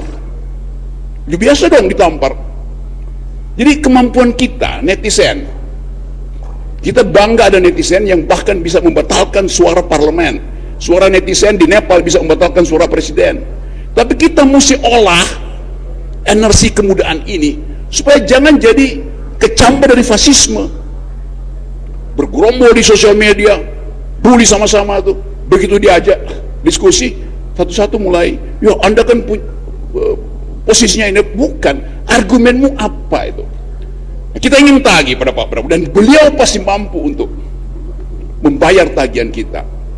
Put your argument untuk melihat bahwa arah negeri ini betul-betul di 2029 adalah menuju masyarakat sosialistik. Dari situ parameternya kita ujikan. Apakah dengan antara sosialistik? Apakah partai-partai kita sekarang berpikir dalam ide sosialistik? Kan itu konsistensi dari sebuah rejim. Disebut rejim karena dia utuh secara ideologis. Jadi kalau kita sekarang bicara tentang demokrasi, apakah Pak Prabowo demokratis? Pasti. Dia pertama kali presiden yang memberi amnesti. Itu adalah input terhadap demokrasi. Prabowo menginputkan sesuatu di dalam demokrasi, yaitu amnesti terhadap mereka yang berbeda secara politik. Itu poin bagus betul tuh.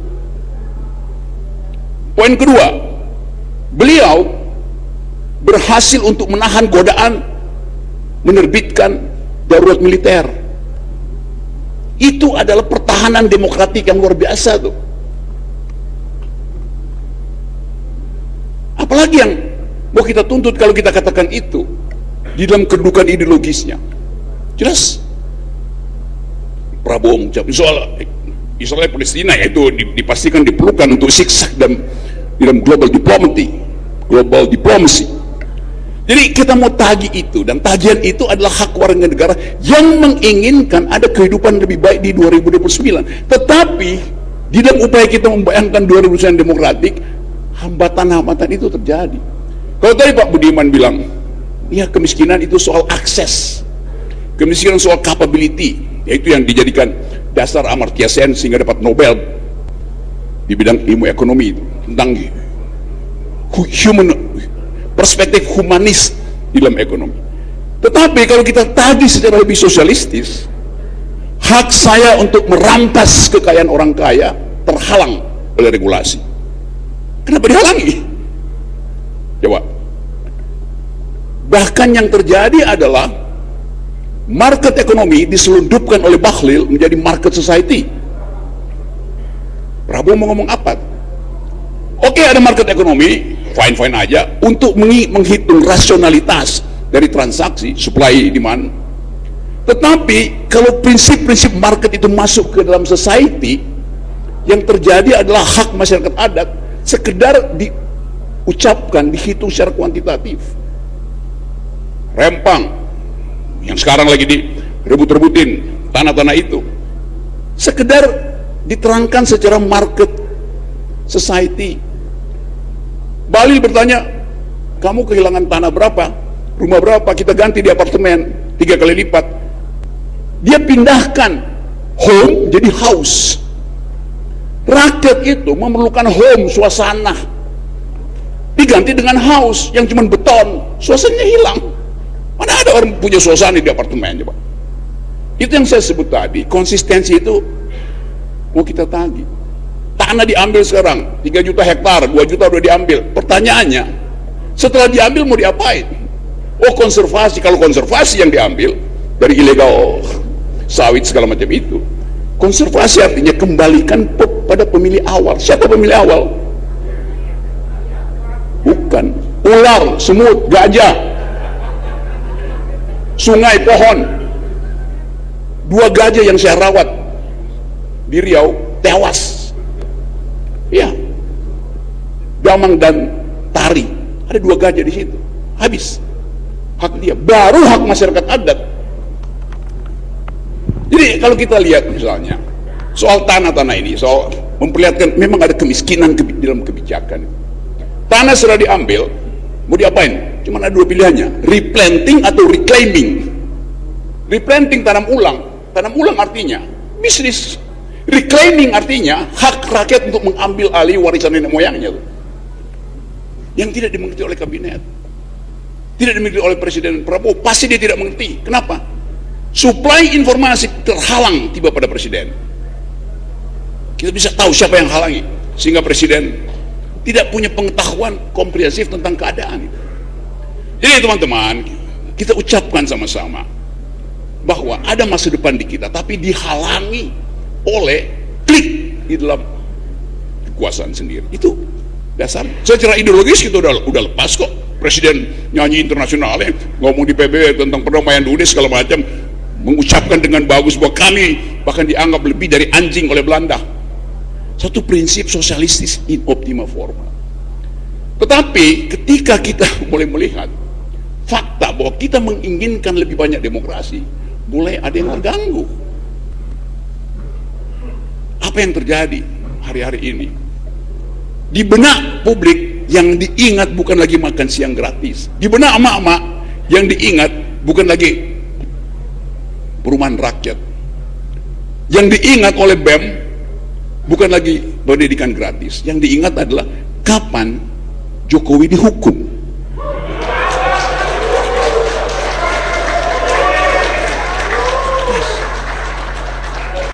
Dan sejarah akhirnya memberi jalan secara perlahan-lahan, yaitu melalui skandal kereta api cepat.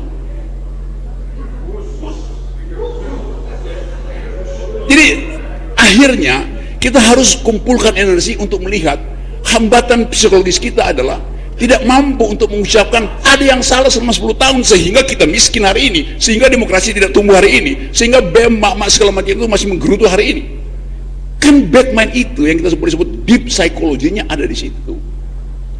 Dan kelihatannya mulai terjadi pembentukan opini bahwa memang mesti ada yang dihukum, bukan karena dendam, sebagai pelajaran bahwa kesalahan kebijakan boleh aja, tapi kalau kesalahan kebijakan itu dimaksudkan untuk ngumpulin uang, nah itu mesti dipersoalkan. Dan kelihatannya soal WUSI ini akan jadi burning issue untuk memulai satu tradisi bahwa di dalam demokrasi, bahkan pemerintahan yang mendampingi pemerintahan existing hari ini di masa lalu berbuat korupsi, tetap pemerintahan yang existing hari ini periksa dong itu. Yes, Pak Prabowo mesti demi demokrasi, demi keadilan, demi kesetaraan, izinkan aparat untuk memulai memeriksa skandal WUSI ini. That's point. Jadi sekali lagi, kalau ada orang yang bertanya, Rocky Gerung pro kereta cepat apa tidak? Saya pro kereta cepat, karena akan ada jalur baru yang memungkinkan seseorang dari Solo cepat-cepat tiba di Cipinang. Terima kasih. Baik, terima kasih Bung Rocky atas catatannya dan juga tentu masukannya, dan juga tadi mendengar ya beberapa mungkin tampaknya perbandingan antara pemerintahan yang sebelumnya dengan pemerintahan sekarang. Terima kasih sekali lagi Bung Rocky. Selanjutnya, sebelum kita meminta tanggapan dari narasumber yang lain, kami meminta kesediaan dari Bapak H. Kurniawan selaku Ketua Umum Gerakan Cinta Prabowo untuk menyampaikan tanggapannya terlebih dahulu. Kepada Bapak kami persilahkan.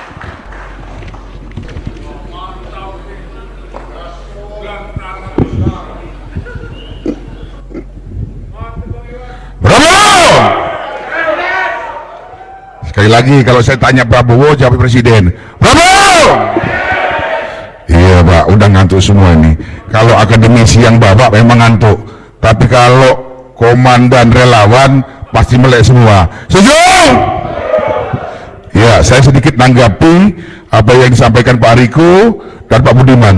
Ya, Prabowo punya program ini sangat bagus sekali. Sebagus apapun program yang dibuat Pak Prabowo, kalau pelaksananya amburadul, pelaksananya koruptor, berarti cuma omong kosong.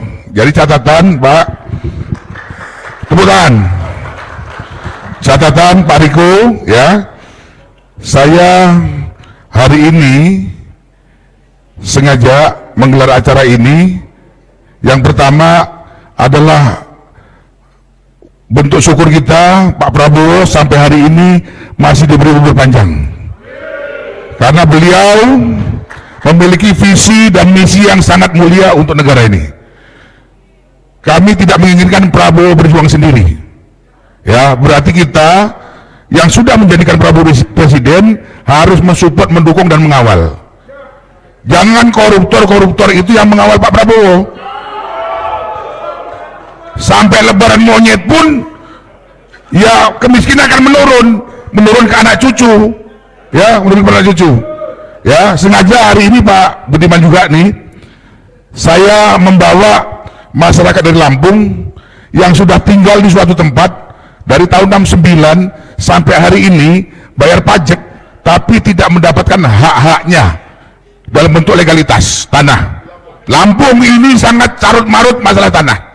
Karena kebetulan tahun 2024 saya tim kampanye nasional PIC Lampung. Otomatis saya berkomunikasi dengan seluruh masyarakat yang ada di wilayah. Ya, saya menginginkan ada perubahan-perubahan besar yang di Lampung. Ya, makanya saya sampaikan tadi, sehebat apapun program Prabowo, kalau penegak hukumnya masih bagian dari mereka, sampai lebaran monyet tidak akan terbentuk. Jawabannya cuma satu, copot dan ganti pembantu-pembantu presiden yang tidak loyal.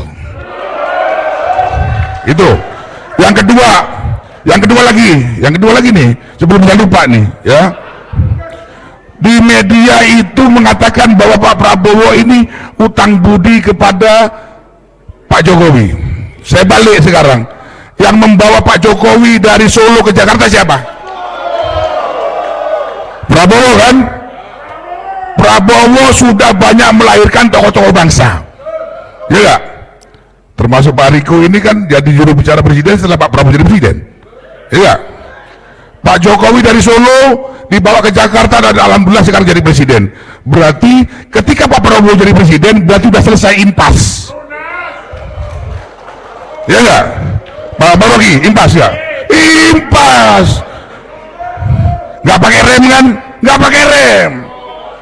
Selama Prabowo tetap berpihak kepada masyarakat, kita akan support, kita akan dukung, akan kita kawal. Saya Ketua Umum Gerakan Cinta Prabowo, tapi saya cinta sekali dengan Prabowo, tapi bukan cinta buta. Ya, saya katakan dari kemarin, kita akan mengawal Prabowo, mendukung Prabowo ketika Prabowo berpihak kepada masyarakat. Kalau Prabowo sudah lupa kepada masyarakat, ya kita lawan. Setuju? Pak Rocky setuju kan? Karena gini, ada luka yang belum sembuh sampai hari ini. Bang Riko, tulis Bang Riko. Saya berjuang bersama Prabowo dari tahun 2008, ya, sejak membuat Partai Gerindra sampai saat ini Prabowo jadi presiden 2024, ya. Bahkan 2019 saya ngambil S2 hukumnya di Polda Metro Jaya 1 tahun.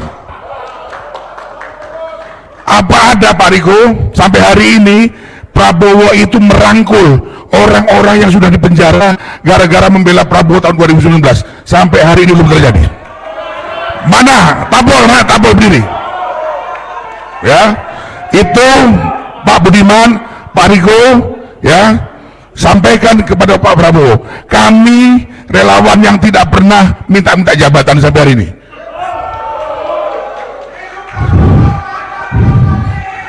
Saya sudah melihat Prabowo jadi presiden sudah senang.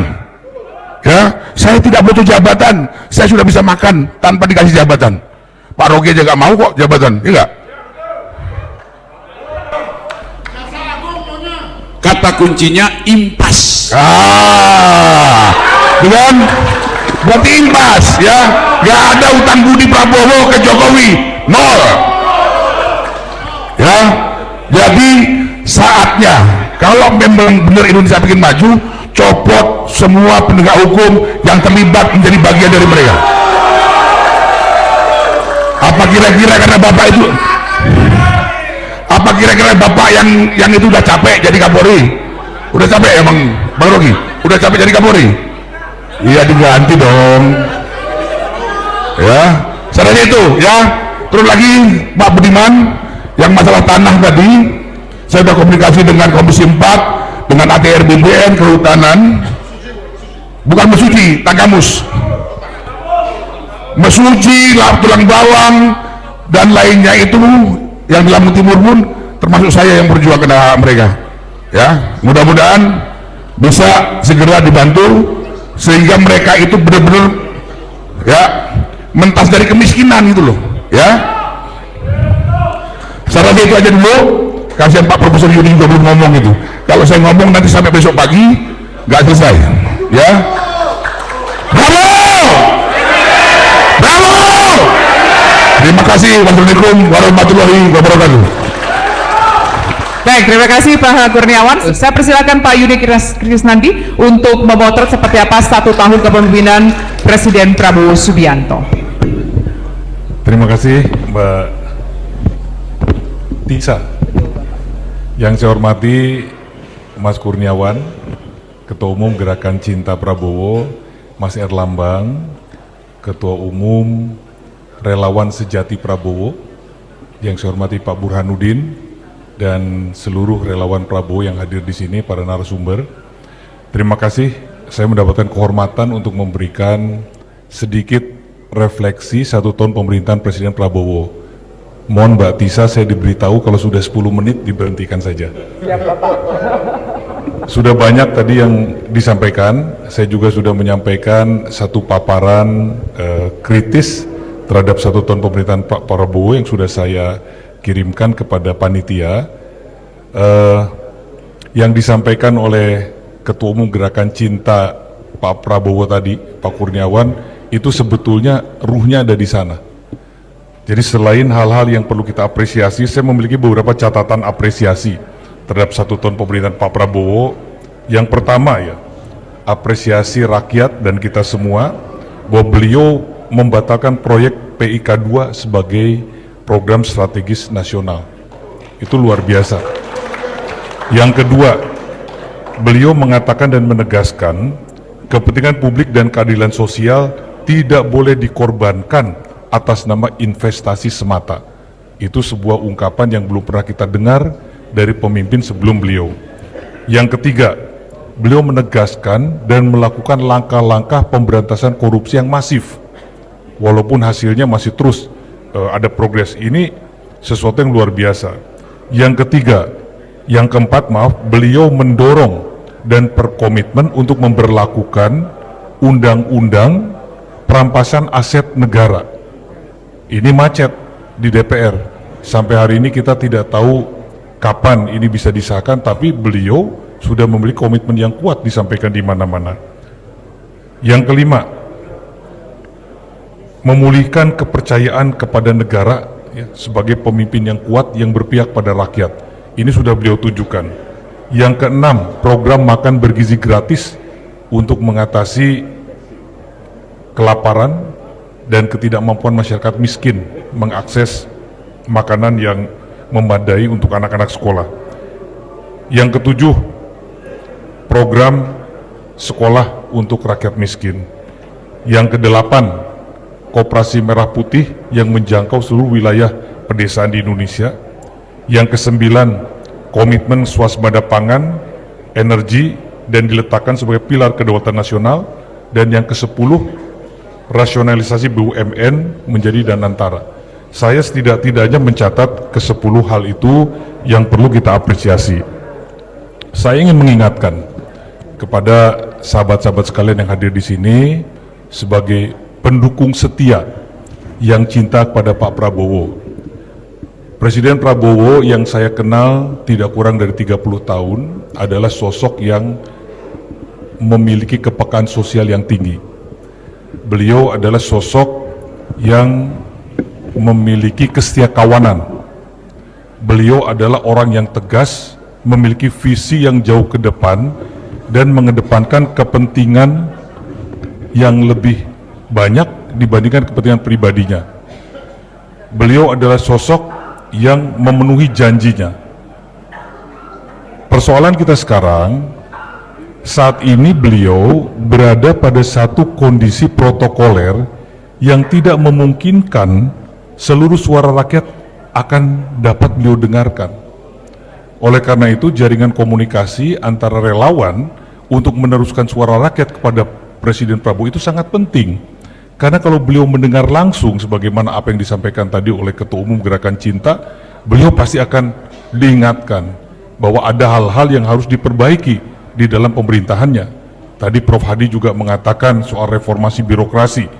Terus terang saya sebagai mantan Menteri Pendayagunaan Aparatur Negara yang di era pertama menindaklanjuti tentang reformasi birokrasi, saya memberikan catatan kritis bahwa memang di dalam rangka mengakomodir berbagai tokoh-tokoh atau kepentingan-kepentingan politik diperlukan sarana-sarana pengabdian di dalam pemerintahan. Tetapi menurut saya bukan dengan memperbesar birokrasinya. Ini Mas Eriko mungkin sekedar masukan ya, bahwa 48 kementerian itu menurut saya terlalu besar. 54 wakil menterinya tidak seluruhnya diperlukan, sehingga perlu ada satu kajian yang lebih mendalam ya. Sebetulnya struktur organisasi pemerintahan yang paling efektif itu berapa banyak menterinya, dan apakah setiap kementerian diperlukan wakil menteri? Menurut saya tidak. Kenapa demikian?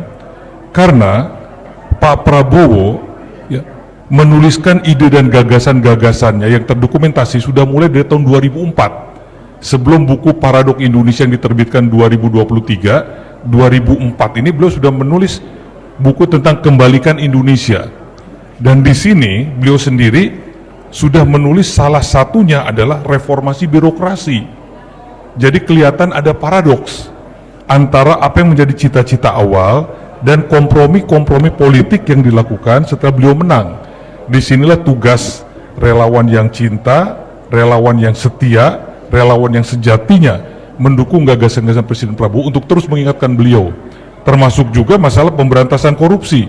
Memberantas korupsi ini sudah dia tulis dan persoalan-persoalannya. Lalu meningkatkan partisipasi publik. Prabowo yang saya kenal adalah orang yang percaya pada demokrasi. Oleh karena itu kita harus selalu mengingatkan agar beliau terus menegakkan dan menghormati demokrasi. Kritik-kritik dan masukan mahasiswa dalam 17+8-nya tidak boleh diabaikan.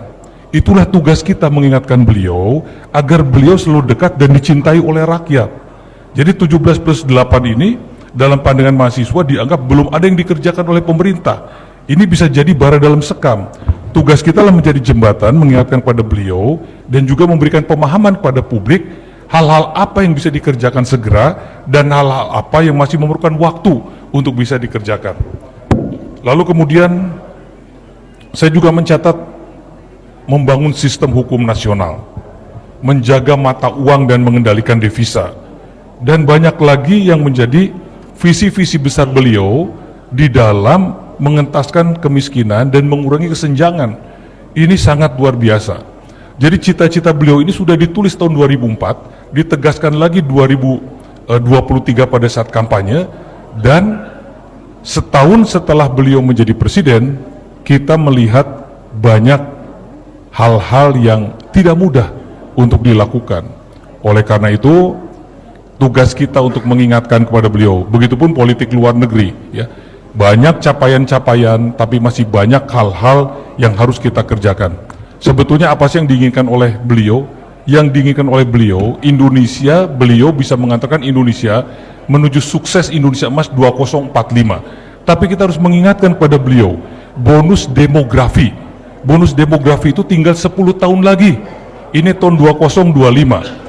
Maksimum bonus demografi akan bisa kita nikmati dan kita optimal berdayakan di tahun 2035. Tidak ada satu negara pun di dunia yang sudah melampaui bonus demografinya secara empirik yang kemudian pertumbuhan ekonominya meningkat. Tidak ada, pasti menurun. Lihat Jerman, lihat Inggris, lihat Amerika Serikat, lihat Skandinavia, lihat Korea Selatan, lihat Jepang, semua pasti akan berada di angka kisaran 3 ke bawah persen.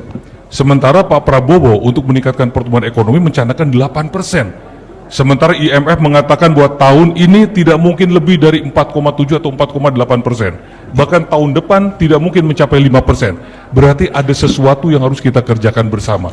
Salah satunya apa? Penataan tim di kabinet beliau. Apa yang menjadi pesan dari gerakan cinta Prabowo tadi harus menjadi satu catatan penting dalam refleksi ini, bahwa membenahi personel kabinet adalah menjadi penting, sehingga semua yang berada di dalam kabinet merupakan orang-orang terbaik yang menjadi harapan rakyat untuk masa depan Indonesia. Terima kasih. Baik, terima kasih Pak Yudi Krisnandi. Pas 10 menit ya, nggak jadi saya ngingetin Pak Yudi. Baik, nah selanjutnya saya ingin menuju ke Prof. Wibawa. Kalau kita tadi sudah berbicara secara keseluruhan, mungkin kita akan lebih spesifik lagi kepada unsur pertahanan, keamanan, dan juga mungkin soal diplomasi, kebijakan luar negeri Indonesia. Silakan Bapak. Oke, boleh diputar di panel room? Slide-nya bisa diputar? Tes, ya, ada satu slide, sebenarnya kalau bisa, next. Ya, jadi dalam waktu 10 menit ini saya mencoba fokus untuk bicara hal strategis dan fokusnya di pertahanan dan diplomasi, ya. Jadi kita sekarang ada di acara refleksi. Refleksi itu merenung dan mengingat kembali apa yang sudah kita putuskan, kenapa kita memutuskan demikian, apa asumsi kita, di mana yang berhasil, kenapa berhasil, mana yang belum berhasil, kenapa belum berhasil, apa yang harus kita rubah. Sehingga dalam perspektif kepemimpinan nasional, ini bukan hanya masalah mengambil kebijakan, tetapi bicara mengenai mengevaluasi efek, bukan hanya output, tetapi outcome dan konsekuensi strategik di masa mendatang. Dan yang berikutnya adalah kita mencoba melihat bahwa objek pemerintahan Presiden Pak Prabowo yang kita cintai selama 1 tahun ini merupakan satu subsistem dari sekian banyak subsistem di dalam level domestik dan juga global, sehingga kita tidak bisa berpikir hanya parsial.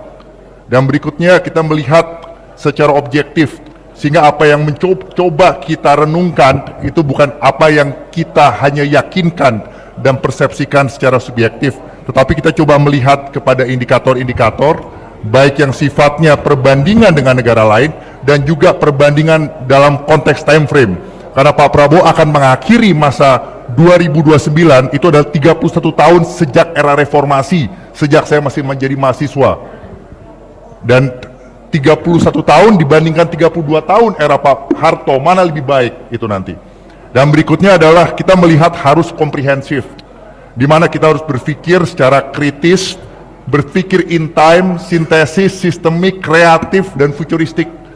Kita harus kembalikan lagi kepada konteks Pancasila. Saya setuju yang Bang Rocky bilang, jangan jadikan Pancasila sebagai dogmatik ideologi, alat kekuasaan untuk mengatakan mana yang benar, mana yang salah. Karena kita ini adalah entitas budaya, entitas antropologis yang berjalan dalam perjalanan sejarah, di mana nilai-nilai Pancasila itu harus bisa di-upgrade, bagaimana menjadi way of life yang meaningful, yang bisa kita gunakan. Nah itu menurut saya, ya, bagaimana kita menjadikan Pancasila itu sebagai way of life kita reflektif terhadap apa yang bisa kita lakukan ke depan. Nah, yang berikutnya yang saya mau sampaikan bahwa Pak Prabowo sepertinya merujuk kepada pendekatan integrative balancing of power. Kemauan beliau untuk mengebut selama 1 tahun pertama, ya, apa yang disebut dengan mengkonsolidasikan kekuatan domestik, berusaha untuk mengkonsolidasikan apa yang menjadi perwujudan untuk terwujud stabilitas politik itu setelah pemilu, tetapi itu juga harus bisa diikuti oleh kepercayaan publik karena itu melahirkan legitimasi dan akan mengakibatkan efektivitas kebijakan seperti masukan dari Prof. Yudi tadi mengenai introspeksi terhadap government, governing structure, kabinet dan lain-lain. Itu merupakan suatu hal yang biasa. Yang berikutnya adalah beliau melihat bahwa external balancing of power itu begitu penting. Beliau melihat bahwa ASEAN sebagai salah satu pivot diplomasi kita benar. Beliau melihat Indo-Pasifik itu adalah kawasan yang penting, 50% wilayah dunia, 50% populasi dunia, 60% GDP dunia.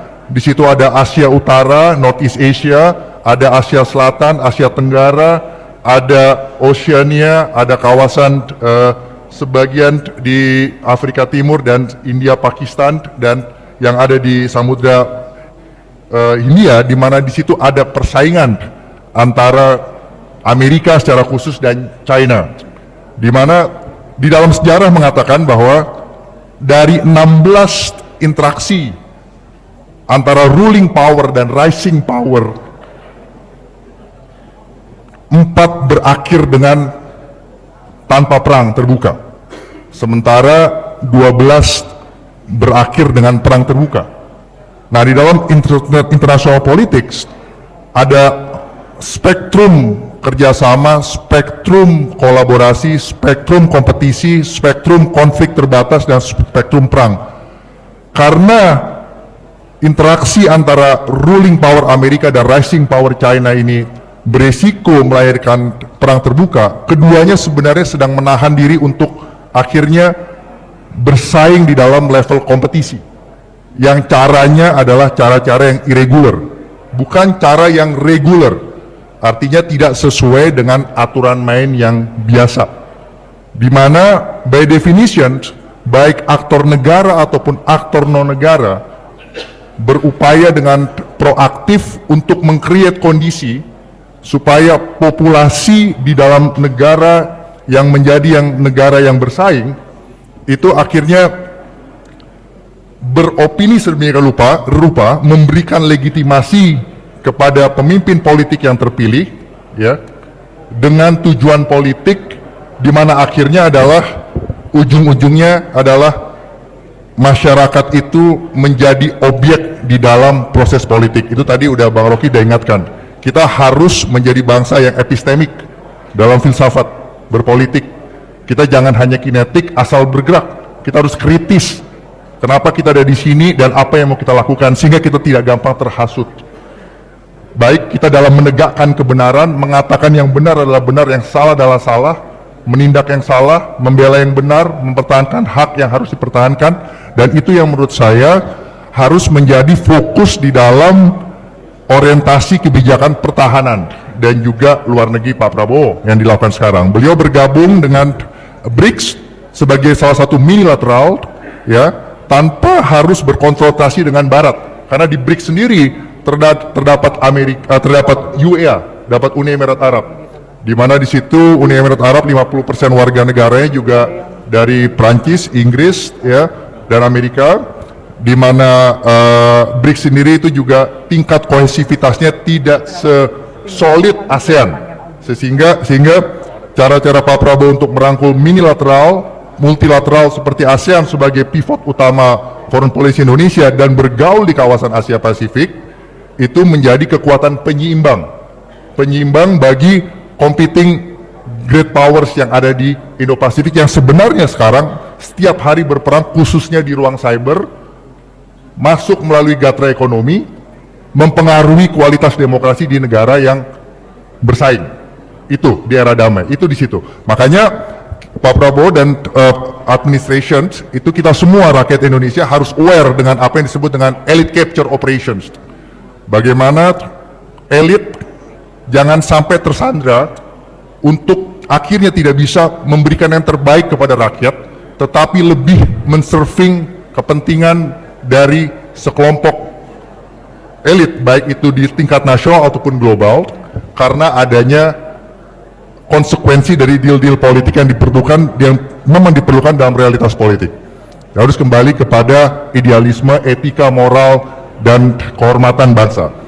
Dan dari segi pertahanan, sekarang ini Indonesia mempersiapkan diri, saya lihat dengan anggaran 165 triliun di tahun 2025, itu membangun kekuatan yang pasti konvensional, membangun kekuatan darat, laut, dan udara, diperhadapkan untuk resiko menghadapi perang terbuka, tetapi di saat yang bersamaan sekarang menghadapi gray zone activities, contohnya di Laut Cina Selatan.